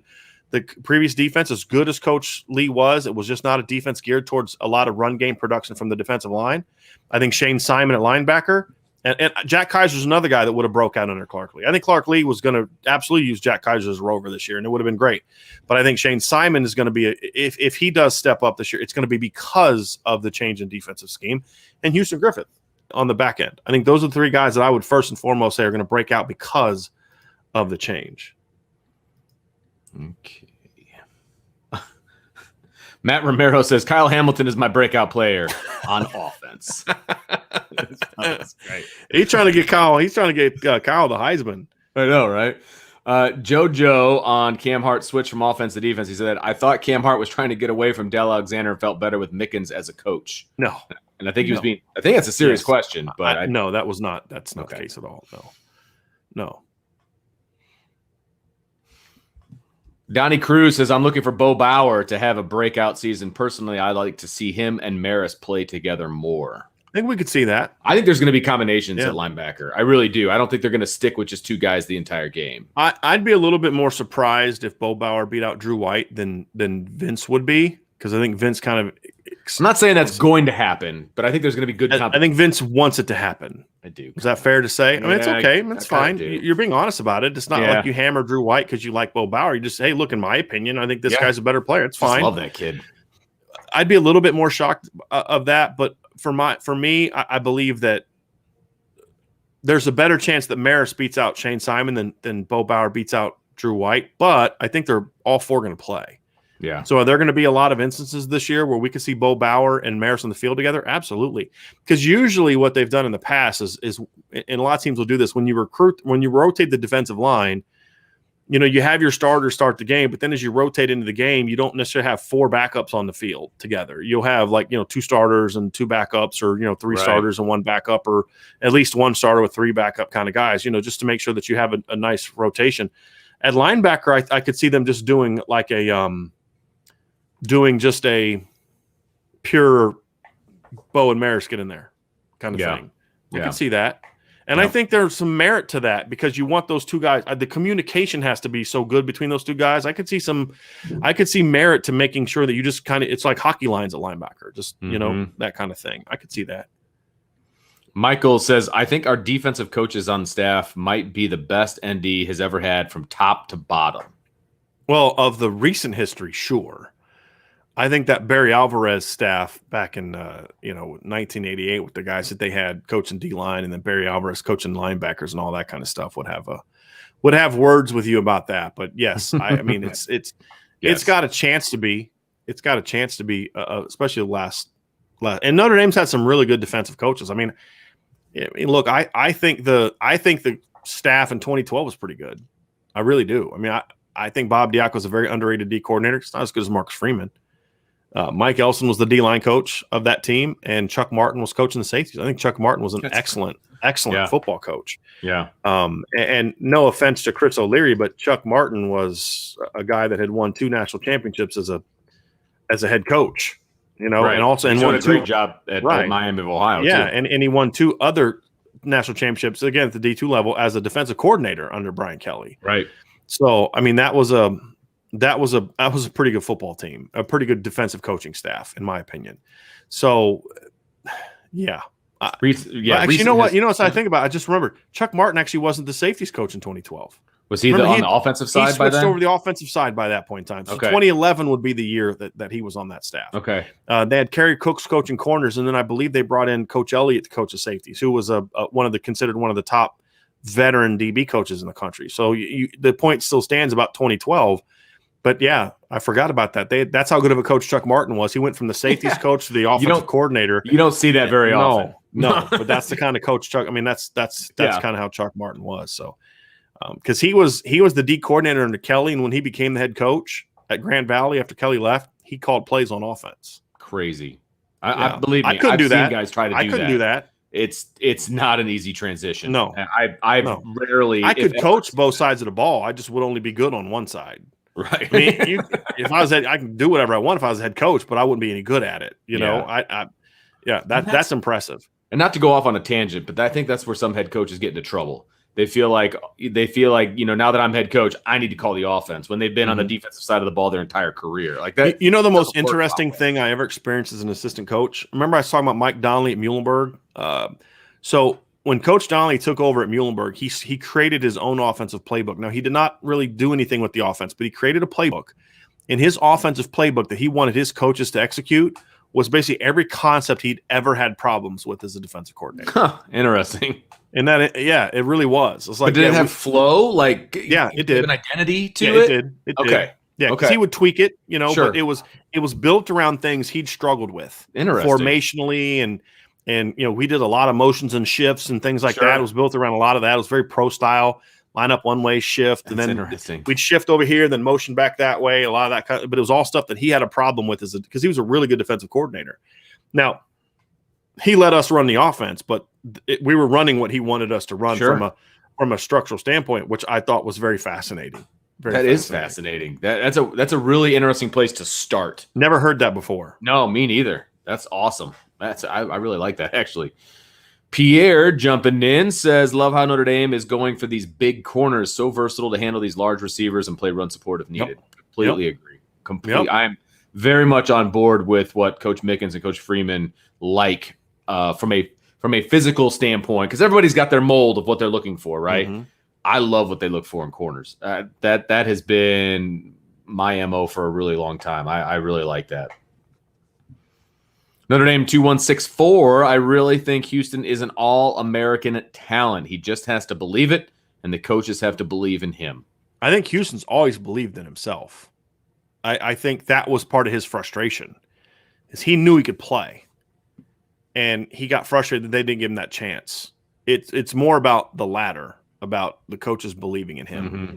Especially the safeties coach. And David kind of has a response to Notre Dame's comment. He says they bounced him around too much, a lot like Avery. And there's some truth to that. When you get bounced around back and forth, because he go back and forth from safety corner back to safety. He started at corner, moved to nickel, then safety, then back to corner, then back to safety. See, that's tough, man. Yeah. You can see where the lack of confidence was. Yep. I mean,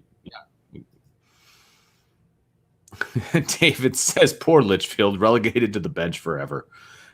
I mean, not necessarily. I mean, it just it would be a little surprising if he took that next step. I hope he does. I really like Litchfield as a young man. I think he's a really unique, special kid.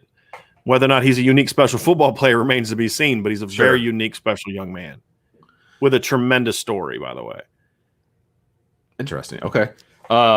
Pierre says Shane Simon is so overlooked. He has the tools. Once he is turned loose, nothing but success. I hope so. He wasn't overlooked because he played every game. He started every game. I will say this. I will somewhat give him I will somewhat agree with him on that because I think Shane played so poorly last year that there's just a lot of people that just assume it's kind of what I said earlier, Vince. It's like I just have a hard time seeing a guy that made 14 tackles while starting 12 games becoming an impact player. So I'll buy that. I think a lot of people. I think there's a lot of people just waiting on Maris Lewifau to beat Shane Simon out. I do, and so I think that is kind of overlooked. And I think Pierre. I hope Pierre's right because Shane. The thing that Shane has over Maris is Shane's really athletic. Maris is really athletic, but Maris looks athletic. Shane doesn't because Shane, he thinks so much. But the difference between the two is Shane's got about 20 pounds on him, and he's stronger. Yeah. And so if they both play to their full potential, Shane's the better player. I just have more doubt that Shane's going to get to that full potential. And I hope I'm wrong because if he does, that's going to be great for the Notre Dame defense. So the guys in the chat are going back and forth about the cutoff shirt. So I just want to throw this up there because it was cracking me up. Paul says, I'm picturing a Gap Closers t-shirt with cutoff sleeves. And David says, back up or I will close your gap. Yeah. So for me, I will never purposely put a cutoff t-shirt on the store. You're more than welcome to cut off, the sleeves if you want, but that will not be something that That just made me laugh. I had to put that up there. Yep. Hey, and real quick, Paul said, and talking about the sleeveless shirt, and he still wears it at games in November, no jacket, maybe a beanie. We do have an Irish Breakdown beanie. It's true. In the store. You can get it in the merch store below. So we have you can cut the shirts off of the sleeves off of the shirt, but we also have a beanie. So there you go. There you go. Jay Wiki Jr. jumping back into some questions here says, what kind of work does the coaching staff have to do after a verbal commitment to just make sure they remain committed to signing with the school? Continue building the relationship. You can't ignore them. You cannot ignore them. Now, you don't have to talk to them necessarily as much, but you still have to have regular contact. Hey, man, how's it going? When's your next game? Hey, you need to know when he's got math tests coming. You just keep building that relationship, and that's the key. And the coaches who do that won't lose kids. The ones that don't, you run the risk of losing players. And every kid's different. Like some kids need to be massaged a little bit more than others, even though they've committed already. And so again, and I've said this before, you got to read the room. You have to understand the relationship. Like Brian said, you have to understand who you're talking to and what they need. Just like having a girlfriend. Sometimes they need a little bit of extra attention. Even though they're still your girlfriend. You got to read the room. You got to understand who you're dealing with. I'm sorry. I can't believe you skipped this one out. I missed that completely. Sun's out, guns out. No, sir. Guns out, sun's blocked out. You guys are having some fun here in the chat. And look, if you're listening via podcast, it's great. We love it. We really appreciate the podcast people. But it's a different breed of people in the chat. And there's a lot going on, and it is a lot of fun. And you definitely are missing out on that part of it. But, there's if there's a couple more you want to throw out, please, by all means, go for it. Michael Morris says, I think any player on this D can have a breakout year. And I think it's I don't say it's a bit hyperbolic, but honestly, the point is taken. There's 20 plus guys that I could see potentially having a breakout season. Now, part of that is concerning because there aren't a lot of guys that have already broken out, right? If we're being honest, okay, but I think it also speaks to the depth of this football team that there's going to be a ton of competition. There's not a kid on this roster except maybe Kyle Hamilton, and I don't think it'll matter to him because he's not the kind of kid that's going to care about competition because he's got bigger goals in front of him, meaning number one national championship. But there's going to be no place for anybody to get complacent because the gap between the starters and the backups on this football team is as narrow as it's been in a long time at almost every position except the one safety spot. And there's going to be no complacency. There's going to be battling every day. And it's for not just starters, but who's going to be the second team guy. It's going to be a lot of fun. Jay's jumping in. He says Morrison is committing within 2 weeks per Tom Noy or Loy. Hopefully good news. So just throwing that out there. I said, just let it play out. Let it play out, baby. Let it play out. Because you've seen crystal balls go from Notre Dame to Washington, Notre Dame. Just Just let it play out. Okay, Sean Rogers. Here we go. Can Freeman and the other defensive staff start? Oh, I missed that. And start recruiting on the offensive side of the ball as well. Kidding, not kidding. Mm-hmm. Next one's good. Yes, it is. Okay. Jason Rose, Tariq Bracy returning to what he was in 2019 will be a factor in whether or not this defense is great this year. I agree. Definitely play a role. I mean, he had that one game against Virginia in 2019 where he wasn't good because they just out-muscled him. They just kept throwing jump balls on him with those big 220-pound receivers. But to his point, he's going to be a very important piece to this because there's just no other corners that have his specific skill set. Mm-hmm. You know, that a little on the shorter side, but just flat out burner. There just aren't a lot of guys like that. Rob says, any walk-ons have the potential to be breakout or contributing players this year? Not on defense, in my opinion. I mean, none that come to mind anyway. No. I mean, I just maybe on special teams or something along those lines, but I don't think on the regular defense.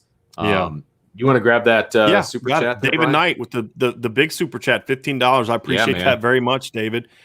In 2006, I was watching College Game Day. There was a USC fan holding a poster board with OJ's huge forehead on it, and then beside it read, OJ says kill the Irish after the commercial break gone. Okay. OJ says kill the Irish. Okay, then.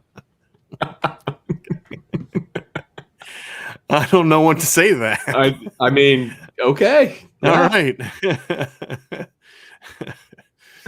All righty then. Yeah, are you back up to the top, Vince? Or you have your next question? I'm scrolling. Okay.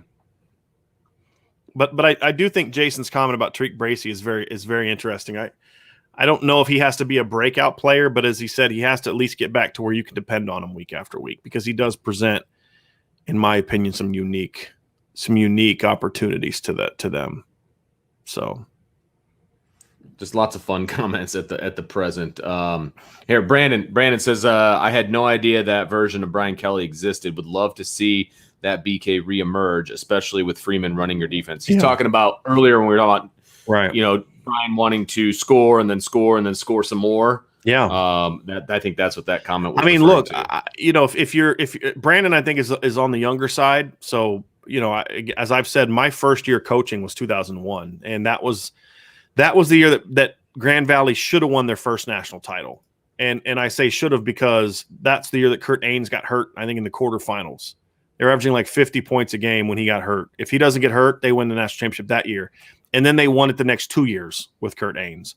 And they averaged about 50 points in those 2 seasons in scoring. I mean, and they averaged about 280 plus passing yards a game. They were over 200 rushing yards per game. I mean, it was an exceptional offensive football team. And then in 2009, his last year at Cincinnati, Cincinnati that year finished 4th in scoring offense. They averaged 38.6 per game. If you look at it, however, I mean, they were even better than that before Brian Kelly took over because they only scored, 24 points in the Sugar Bowl against Florida. Brian Kelly wasn't there. They were at 39.8. They were at almost 40 points a game. Now, that may not seem like a ton of points now because the game has changed, but in 2009, there was only 2 teams that were over 40 points, and none of them were Power 5 teams. It was Houston and Boise State were tied for the number 1 points per game at 42.2. So it's a different era. This past year, 42.2 would have ranked 8th. I mean, the year before that, it would have ranked 7th. The year before that, it would have ranked 9th. The year before that, it would have ranked 5th. So the last 5 years, scoring has just taken a whole different deal. But back then, 39.8 points per game, which would have been 3rd in the country, was the equivalent of scoring, 43 to 45 points now to be at ranked 3rd or 4th. And that's what Brian Kelly's. That's what got Brian Kelly here. That's what's so maddening about the fact he's been so reluctant to have that kind of offense at Notre Dame is because that's what got him here. It wasn't great defense. It wasn't running the ball for 1,000,000 yards. It was an offense that was just explosive and attacking and could just score a lot of points. Pierre says our depth on defense is starting to become first world problems. Yeah. No doubt about that. No, I love that's a great way of putting it, but that's absolutely right. Great problem to have. Yep. Pat Kowalewski. Mm-hmm. Yeah, sure. Where do you think JoJo projects long-term? DB or offense? Impactful player or bench guy? I think it's too early, isn't it, to decide that last part? Where they want him to play is on defense. They want him on defense. They like him on defense, but he can play offense. So if I were to say, where does he project best? I think corner, or, as a slot corner in today's era, that's basically a starter. I think he could play outside corner. So definitely DB, impactful player, bench guy. I'd say if JoJo is as good as I think he's going to be, it's going to be kind of in the middle of those two. Mm-hmm. More of what Sean Crawford was than what Julian Love was. You know what I mean? Where maybe he's not your best guy, maybe he's not even necessarily a full-time starter, but in that role, he's going to be incredibly important to your defense. And I'm talking about Sean Crawford back in 2017. Not Sean Crawford in 2020 before the third injury. I'm talking about Robo 2017. Yes, yeah. I'm talking about 2017 version of Sean Crawford, who was incredibly impactful on that defense as that nickel guy. That's how I look at it. Michael says, Brian and Vince, you two go above and beyond to give your IB family ND content. We appreciate it. We certainly try, and we appreciate that you notice. Pierre says, can't wait to talk about the incoming freshmen. Well, your wait will not be very long. Don't worry. We're gonna like this next comment. Yeah. Again, from Pierre, the overall size is the defensive backfield is going to be impressive. No slight against Crawford. Length is so important in this game nowadays in so many different ways, and it is it can be a neutralizer. Because teams, a tall guy can match up against a tall guy, but he can also match up against a faster guy because of that length. Whereas a smaller guy is going to have a much harder time matching up against a bigger guy. There's nothing you can do to overcome Chase Claypool. It's like when we used to talk about when Miles Boykin just destroyed Julian Love in fall camp or spring practice that one year, just day after day, and it carried into fall camp because it didn't matter how tight Julian was in coverage. It just they were going to throw the ball up and he was going to out plan for the ball. And there's nothing Julian Love could do about it. He can't grow 3 inches. Right. It is what it is. Whereas it's easier to have a Cam Hart guard a smaller guy because of the length and how you can cover him than having a smaller guy guard it. And I think Notre Dame gets that. And look, that's yeah.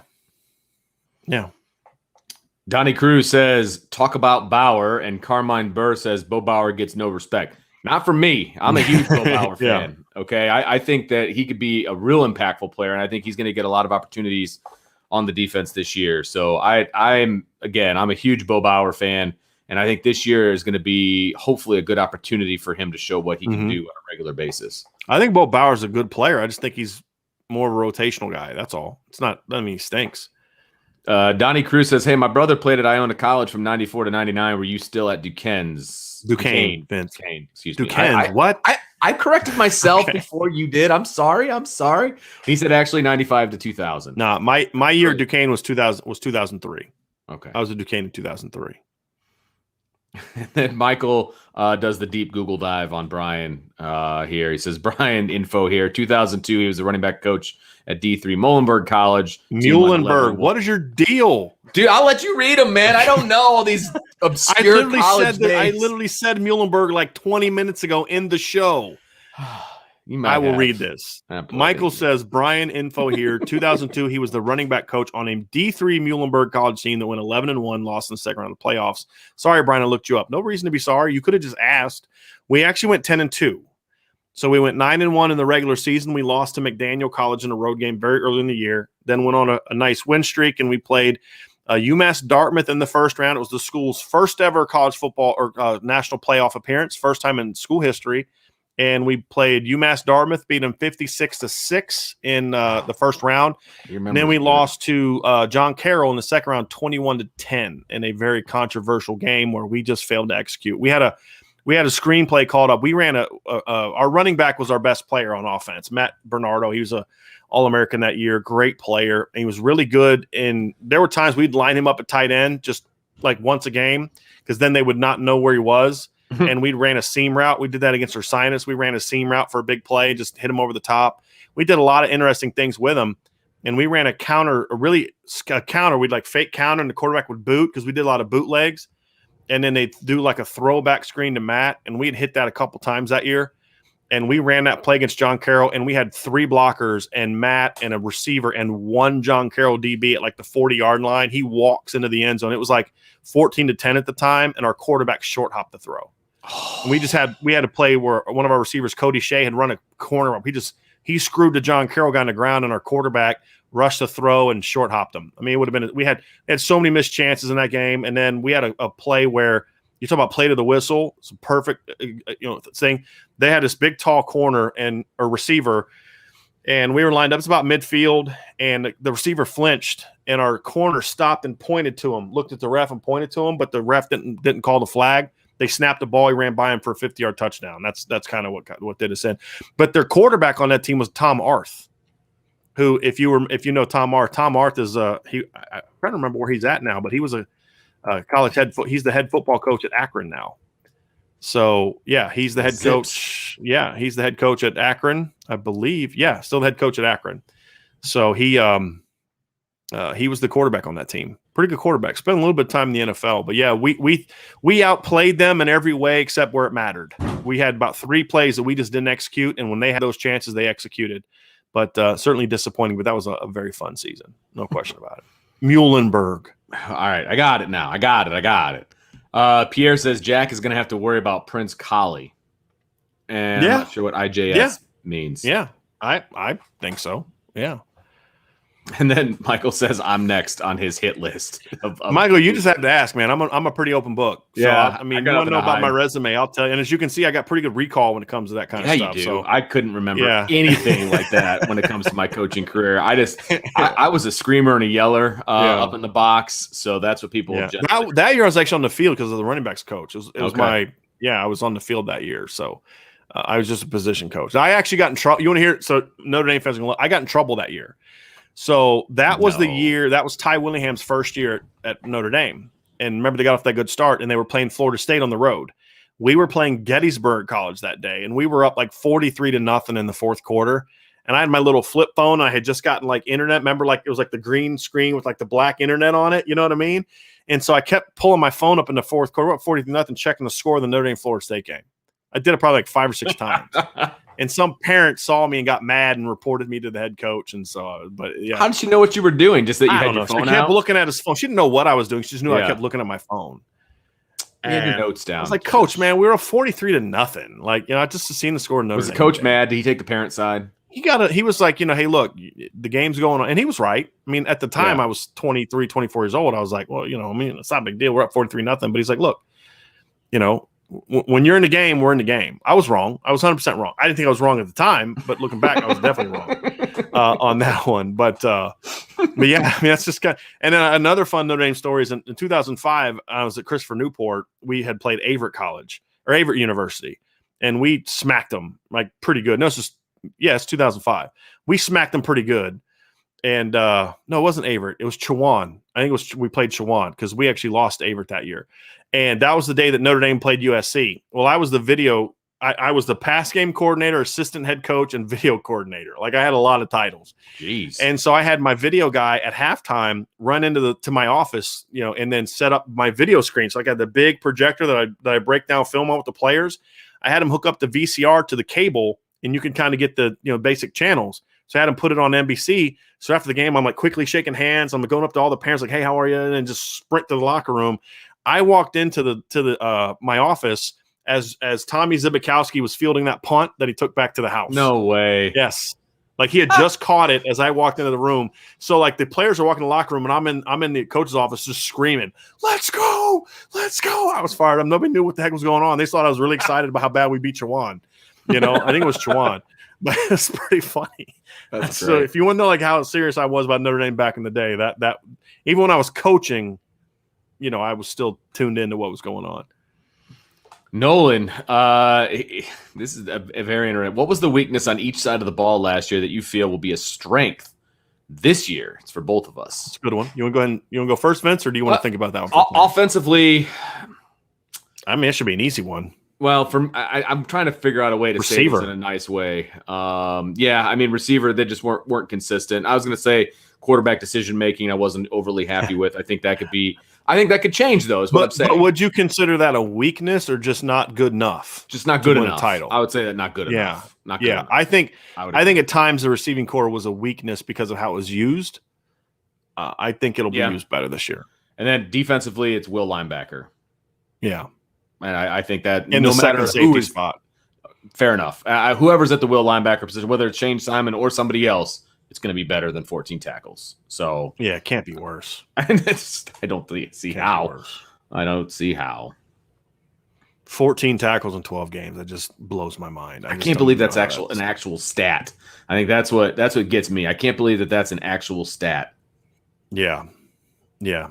Our resident Alabama fan is in the show. Ladarius.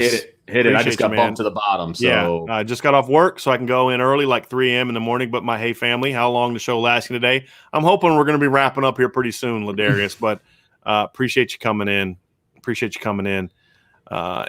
Paul says, just keep the questions coming and it won't stop. Mean. That's actually pretty funny. Yeah, we do need to wrap up here somewhat. So Pierre has, you saw the one I saw. Yep. Okay. My money is on Bo Bauer to beat out Drew White. Far more aggressive, enough support on D to allow him to run free. I'm not necessarily going to put money that is going to happen, but I could see it happening more so than Brian. I love Bo Bauer to me is your middle linebacker that you make a mold of, and that is Bo Bauer. Like, I love Bo Bauer as a middle linebacker, so I would love to have him in that spot. And it's nothing against Drew White. I wouldn't even mind if they shared that position, to be honest with you. But I am hoping that Bo has a great fall and really puts a lot of pressure on that position. Let's put it that way. And I've made the case that there's room for a pure Mike linebacker in today's game, especially what Notre Dame wants to do. So I don't have an issue with that. I think Drew White's a little better than people think. And I also think that Drew White last year was held back by what was around him at Buck linebacker. I think that hurt him. Yes, no question. But here's the deal. The reason I don't think Bo Bauer is going to beat out Drew White is because I think that there's going to be merit to starting the veteran. If they're both going to play, if Drew White's healthy, I think Drew White starts. The thing to look for, however, is who's in the game in the fourth quarter and the money downs. That's going to be the thing that's going to interest me. And who plays on a typical basis, who plays more snaps. I think that's going to be more telling than necessarily who starts, because I think there's merit. Because I think Drew White's going to be like I think he'll be a captain and that kind of stuff. So I don't know if you necessarily want to not start him, but you can start that guy. And it's like John Bonner was a starter at nose tackle in 2018, but there were times when it was going to be Myron Tungvaloa or Kurt Heinrich on the field when the moments got big. And we do have another super chat, Vince, from Connor Patton. This isn't people trying to get this. I'm going to answer this one. Connor says, if you could pick any assistant coach in the country to join the Irish, who would it be? Assume that there is an opening for him. Oh, if I could have any coach, and like I knew that I was going to be able to make him an offer he couldn't refuse, I would bring in Brian Hartline as the receivers coach from Ohio State. What he's doing right now, recruiting wide receivers, and then he's also an excellent coach, is just stupid good. It's just like, come on. If Notre Dame could recruit receiver like Ohio State is with Brian Hartline, oh man. Now, it's not going to happen because he's an Ohio State alum. Sure. I mean, you'd have to make him the offensive coordinator, and I don't think that job's going to be open, but he'd be my guy. And then if Brian Hartline said no, I would go to Curtis Johnson, who is the currently actually in the NFL. He is the wide receivers coach for the New Orleans Saints, who I think is arguably the best receivers coach in the business at any level. And he was the receivers coach at Miami back when Santana Moss and Reggie Wayne were there. You remember how good those guys were, how great route runners those guys were? Honestly, he's the receivers coach I studied when I got into coaching and got my first job as a receivers coach. Oh, okay. I watched his videos. I watched how those Miami receivers played, because not only were they great talents, but they played the game at a high level technically. Yeah. And I learned a lot of drills and practice things and just methodology and a lot of things like that from Curtis Johnson. So that would be someone that I would say absolutely, I would say if you could get him as your receivers coach, I would not be upset about that. Our resident Alabama fan, Ladarius, jumping in with a really good question. Do y'all believe this will be the year Notre Dame can make the playoffs and have enough offense to get past the semifinal round? It remains to be seen, right? I mean, that's the best way to put it, because I think the talent. I'll say this: I think the talent is there for that to happen. Yes. The question is, will they stay healthy? Some of that talent has been injury prone. Will they stay healthy? And will the offensive coaches put them in position to maximize their ability? But look, I think receiver-wise, there's not one great receiver unless Kevin Austin is what we think he could be. But there's a lot of speed, a lot of playmaking ability. Notre Dame is going to have, in my opinion, one of the 3 or 4 best tight ends in the country, arguably the second best tight end depth chart in the country, and they have one of the 3 or 4 best running back groups in the country. And according to Pro Football Focus, they have 2 offensive linemen that rank among the 50 best college football players in the country. So you can see that at irishbreakdown.com. But they had Kane Madden as the number 27 player in the entire country and 21 spots ahead of Jarrett Patterson. So if that's accurate, they should also have a very good offensive line. Yeah. And now it just comes down to what's the scheme going to be like and what's Jack Cohn going to do. But I think the talent is there. It's just you'll relate to this, Ladarius. What was the difference in 2018 and 2019 with LSU? The numbers were dramatically different. LSU had a mediocre offense in 2018. They had one of the greatest offenses ever in 2019. The difference wasn't they got this player, they got that player, this guy transferred in that. It's the same dudes. The difference was the scheme changed and allowed them to maximize the talent of the players on the roster. Do I think Notre Dame is going to be a 49-point-per-game team that's one of the best offenses in history like Joe Burrow? No, because they don't have Joe Burrow. They don't have Jamar Chase. They don't have Justin Jefferson, right? But they have a talent to where they could definitely be a 40 to 42-point-per-game team. And with the defense I expect them to have, yeah, I think they can win a 31-27 game. I do. It's just, will the offense get to that level? That remains to be seen. Brandon, you mentioned he might be younger. He says, I'm 32, but I was only familiar with BK at Cincinnati, even though I live in Goshen. I was never really familiar with him at Grand Valley or Central Michigan. Didn't watch much Cincinnati until when he was at Grand Valley, Brandon was like 13. So I would not expect you to be familiar with him. Yeah, I was in my I'd started my coaching career. Right. And I was at a lower level. I was at the D3 level. And so I always kind of felt at that level, it's better to look at other D3, D2 teams who are going to have more comparable talent, because I can't do certain things that maybe Florida can do because they have Percy Harvin or something like that. You know what I mean? Right. Although Percy wasn't there yet, I'm just making a point. So, but I mean, that Grand Valley team, I watched so much film of that Grand Valley offense back then. It was with David Kirkus and Kurt Ains and, oh, man, that team was really fun to watch. Yeah, he said he never realized how prolific an offensive mind until I started watching this show. Yeah. Which, there you go, man. Yeah. And I'll be in Goshen, Brandon, for some Friday night football, doing some radio work. So keep an eye out for you. Let's see here. Ladarius wants to know who's going to start at quarterback. It's going to be Jack Cohn, I would imagine. So I believe, yeah. But I'm sure that, our wonderful commenters had no problem coming up with that answer. Mike says, I wonder why Snead is taking so long. You would think that he would be quick to want to join this group. I'll explain why he took so long when he makes his decision. I thought you might say that. I mean, I can't answer the question without, giving away stuff that you don't want to give away. Yeah. Totally, so let's move on. Fair enough. Yeah. Jason Rose says the ability for the defensive line to throw waves of body at people will help keep the top dudes fresh in November. And that's when key. It matters. That's so key. Yes. That's a great – and it's not just – that's the thing is depth isn't just about keeping you fresh in the fourth quarter. It's about keeping you fresher in November. And that's a great comment. Great comment. I got one from down here, Vince. So it's Santio. Why can't Notre Dame get a complete team on the field? It's always one is awesome and the other is just okay. And that is a really good observation. And I think part of that has been coaching. I think if you look at 2015, for example, Notre Dame had plenty of talent on defense. I mean, their entire defensive line is currently in the NFL. Mm-hmm. You had Jalen Smith on that team. You had Kavari Russell, Cole Luker also now in the NFL. You had Max Redfield, Elijah Shoemate at safety. You had James Onwualu, who spent some years in the NFL. You had Matthias Farley on that team. Matthias Farley couldn't even start at Notre Dame in 2015, and he started in the NFL. Heck of an NFL career, yeah. And he was a starter for a year with the Colts, and he wasn't even a starter for Notre Dame in 2015. It was coaching. It was strength and conditioning. So it's always been those kind of things, and now we're seeing a similar thing where on offense, it's do you have the coaching in place at enough positions to then maximize your potential on offense? That's been the thing, and that's the final piece of this puzzle for Coach Kelly is – you've had a championship caliber play at every position at some point in time in your tenure. You just haven't had it all together at the same time. And that's going to be the final step. And that's where the defense is fixed. It's where it needs to be. Now he's got to figure out how to get the offense to play at that at an elite level. He's always said we can scheme our way into points. He's always said that. Well, now it's time to do that. But you can't do it in a way where you're Sean McVay because you don't have NFL players. Your kids have to go to class. Your kids have to do all these things. They have to do all the academic things. Now there's the NIL stuff. If there's never a better time to say we've got to simplify things and make it be more about our talent and less about trying to prove to everyone how smart we are. That's going to be the key. David says, Vincenzo and Brian, can you explain how smaller players like Dwight Freeney are able to be so successful at 6'1"? Does ND have any players similar to him? Maybe OC2.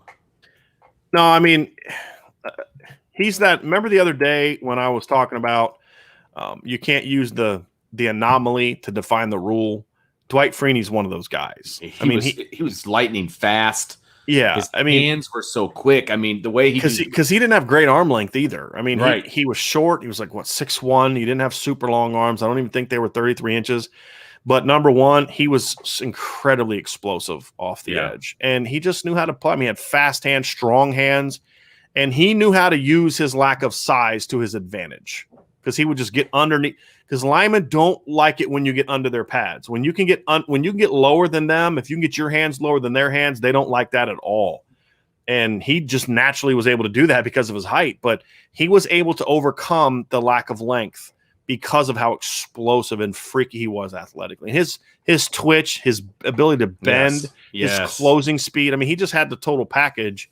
Except length. This is the only thing he lacked in my opinion. And he was incredibly powerful too. Like he had, those boxers that just same two guys, same size, but one guy when he hits you with a hook, you're going down. The other guy just it stings, but I'm still up. He just had really heavy, powerful hands as well. He was really impressive player. Matthew Hayter says, haven't started the stream yet, but if Houston doesn't break out this year, do you see one of the freshman safeties being able to take over? It's a big ask. I'd be a little surprised by that, but also part of that is I just haven't really seen much of them. So it's hard for me to really get too fired up about a freshman being a starter. I think DJ Brown, I think we talked earlier, Matthew, when you get to watch the whole show, KJ Wallace is a guy that I'd keep my eye on as someone who can maybe step into that role. DJ Brown is a rotation guy. Maybe Litchfield Agevon kind of takes that next step. I mean, there's going to be options there. It's just, to me, none of them are as good as what Houston could be if he stays in that. So then Patrick McGrain asks, McDaniel College in Westminster, Maryland. Yes, that is the one that used to be called Western Maryland. So yeah, that's it. That's the only team that beat us in the regular season that year, and they beat us pretty good, but we bounced back pretty good from that one. Sean Rogers says, guys, in your opinion, who is the best cover corner? If everyone's playing to their potential, it's Tariq Bracy, and that's it's not even close. Say. That's what I was going to say. It's not even close. Yep. Ladarius, what do y'all think about JT commitment to Ohio State means? Just a strong position becomes even stronger. It's a good pick. I mean, it's just kind of what they do. So I have some concerns about him. I think he's a great player. I'm curious how good he's going to be as a freshman because he's not there for this. He wasn't there in the spring. Obviously, he's not there for summer workouts because he just now committed. I think he's a really good player. I don't think they're going to need him to be a star right away. I think 2022 is probably when I'd feel a little bit better about him really breaking out and being a stud player. But he's very good. But that's a position where Ohio State's already pretty good. I think there's some other positions where maybe they're not as good right now that they got to get some guys at. Tyler says, who fills in for Kyle Hamilton when he needs a breather? Be different guys. It just depends. Sometimes it'll be Houston, and somebody will step in. DJ, yeah. But DJ Brown will be part of that rotation, and that's what we saw last year. But Kyle didn't come off the field much last year, and I don't expect him to come off the field much this year either. I don't think he necessarily is someone who needs a breather. Excuse me. We're getting close to the end here, Brian. Mm-hmm. Okay. Go ahead. You see something, go for it, man. No, I can't. No. Okay. All right. Yeah, Tyler's talking. We're talking about Dwight Freeney. Says his bend was special. It defied gravity, to be honest with you. Like the way he could get down and under, most people would fall on their face. Mm-hmm. I mean, it's unbelievable. Unbelievable. Yeah, he was special. And this is the last question right here. OC Irish fan says, Coach, most coaches attend clinics to improve their knowledge and skills? Is there a vast difference between OSU receiver drills and ND? What I saw my last couple of years of attending the coaches clinics, and a lot of times for the D1 coaches, the clinic was just about A, job interviews, or B, it's a time to get away and drink. A lot of the coaches that were doing a lot of the trying to talk amongst each other were some of the lower level coaches, where a lot of D1 coaches that I've seen where they share ideas is in the off season, they'll actually meet with other staffs. They'll go to Oklahoma and talk to Lincoln Riley about their run game or something like that. Or, they'll meet with another staff that's doing something that they really like, or, those are the things that you often do. Now, we had a situation when I was at CNU, where Bowling Green and Tim Beckman was their head coach, and then Al Groh and his staff, it was like Anthony Poindexter, Mike Groh, those guys were on our campus. They were speaking at a local clinic, and then we all met on our campus, and we were just kind of sharing ideas. So it was like me, my head coach, and Mike Groh in the room, kind of going over past game stuff, and then Anthony Poindexter and Al Groh were going over stuff with our coaches. And then they were asking us, what are some things you guys are doing and things like that. So, that was a lot of fun. But you'll see more stuff like that than just going to a coach's clinic. Because the reason thing is, like, high school coaches can do that because a lot of coaches are, like, really close by. Mm-hmm. So, I mean, you can get 30, 40 different high school coaches from an hour radius kind of thing. And so it's a little bit of a different deal there. College usually is a little bit more travel. And the coaches clinic, the main coaches clinic happens right after the season. And it's like, you don't even know if we're going to be, like, am I even going to be here next year? Stuff. Right. I mean, it really is. Yeah. I wish they would kind of move it back. Maybe it's in January, isn't it? Yeah, it's like, and a lot of times it's the week of the national championship game, right? And the All-Star games and all that. So it's just for D1 coaches, it's just those are job interviews, man, more than anything else. Or like I said, it's get out of town and not be around your family and have some fun throwing down some beers. It wasn't really my thing, but we would go to coaches clinics as a staff, as a high school. I'll speak from the high school level. Mm-hmm. We would go to the state coaches clinic as a staff. We'd pile into the hotel rooms, and it was about having an opportunity to not only converse with other coaches and to sit in and hear what some of the college coaches had to say and things of that nature, but it was also an opportunity for us to all be in a hotel room together and just talk football without having to worry about going home and, family and all that stuff for about 24, 48 hours. We're throwing up our depth chart, what it looks like, what we want to do, just being able to talk football the entire time without any other noise. Yeah. And that's what was beneficial to us. And there were a lot of times on the second day, we wouldn't even go to the clinic stuff. We would just still be holed up in the hotel room. And that's kind of how I would be at the clinic, because we'd be kind of at a restaurant, and all of a sudden, like, we're whipping out napkins and paper, and we're going over stuff. And it's like, the clinic starts here in a half an hour. Hey, let's keep talking about this. Exactly. There were some coaches that I thought did really good jobs of the presentations, and they make themselves accessible. But then you can see the coaches who are, giving clinic talks that you could tell that they, like, just kind of rolled out of bed like a half hour before and they're hungover and they're just like throwing some crap together but there were some really good ones. But to me, I learned a little bit from that, but I just need to be more sit down and interact with you. Like, even when I've gone to the Notre Dame coaches clinics in the past, when they used to have them, I thought the Notre Dame coaches, especially in recent years, were like Mike Elko and Clark Lee, Chip Long, especially Lee and Elko, but Chip did some good things where they would really get sort of, here's some drills we're doing. But the problem is a lot of coaches want to go to these things and they want to talk scheme.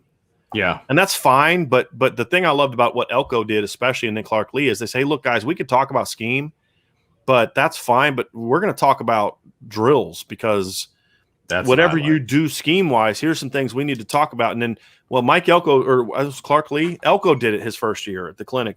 He took their turnover circuit and he showed every drill that they did. And then he'd show game film of them executing that exact thing and turning a ball over. It was awesome. It's like that's going to be better. Or I'd like to talk to receivers coaches about, okay, how do you teach this top end?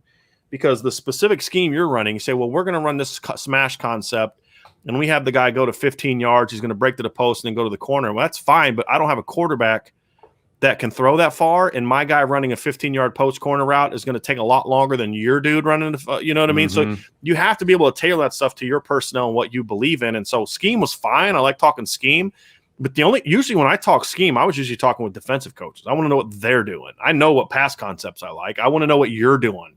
and what gives you problems when with these kind of things. But I like talking more drills. Like, man, I'm not doing a good job with my post releases. My guys aren't, I'm not getting my guys good with our press releases. Excuse me. Okay, well, here's some things that we can work on and things like that. I think that's the stuff. But to his specific question about the vast difference between OSU receiver skills and Notre Dame, I mean, it's more so about what is your emphasis. At Ohio State, there's a much greater emphasis on the technique involved, where Notre Dame has always been a bit more, especially recently, a bit more scheme oriented.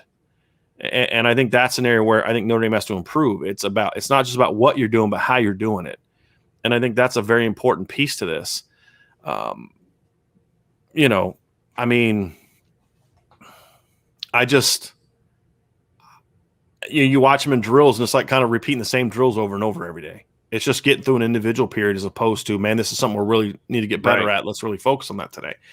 And that's kind of been the disappointing thing for me when I watch this receiving core play, is they just don't play fundamentally sound. I mean, you're watching Chase Claypool as a senior that's been playing since his freshman year, and he still doesn't know how to run a post route beyond just break at 45. You know what I mean? Like, that's not how you run a post route. And the couple times he would do it right, he'd screw a guy into the ground, but then often they didn't do those things. It was so much more scheme oriented, whereas Ohio State, I think they're doing a lot more of, hey, let's teach these guys how to play. And so that's just a big thing. So I'm going to share this last thing. So if you want to pull up Pierre's super chat, Vince. Yep, absolutely. Pierre says 14 tackles for the weak side linebacker. Sounds like they ran to the strong side more. Please check that stat, Brian. You're right. They ran at Jeremiah Wusu-Koromoa the whole game. You got that one right. Oh, they definitely ran at him. Believe me. Yeah. There it is. Oh, let me pull this out of the way. There you go. So, I mean, he had 14 tackles last year. So, yeah, didn't make that up. It's there. Being sarcastic about but look, they definitely ran to the boundary. I mean, most teams, the vast majority of teams, are boundary oriented with their run game, and that's the numbers that he put up. So, I mean, it is what it is. And there it is. So that is going to do it for this edition of the Irish Breakdown podcast. Comments and questions. We will be back tomorrow. We are going to do our first opponent preview tomorrow, Brian. We are going to talk some Florida State Seminoles. And we're going to have some film to watch today, some depth charts to study, and all that good stuff. We're going to break it down tomorrow. So make sure you tune in tomorrow, 1:00 for the live. And if you're on the podcast, it will be uploaded, thereafter. So make sure you hit that subscribe button.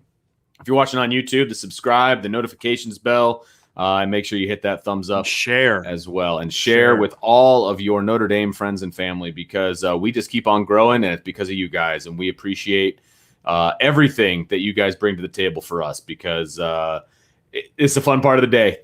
That's the only way I can say it. So we'll be back tomorrow. So make sure you tune in. So for Brian, I'm Vince, and we will talk to you tomorrow.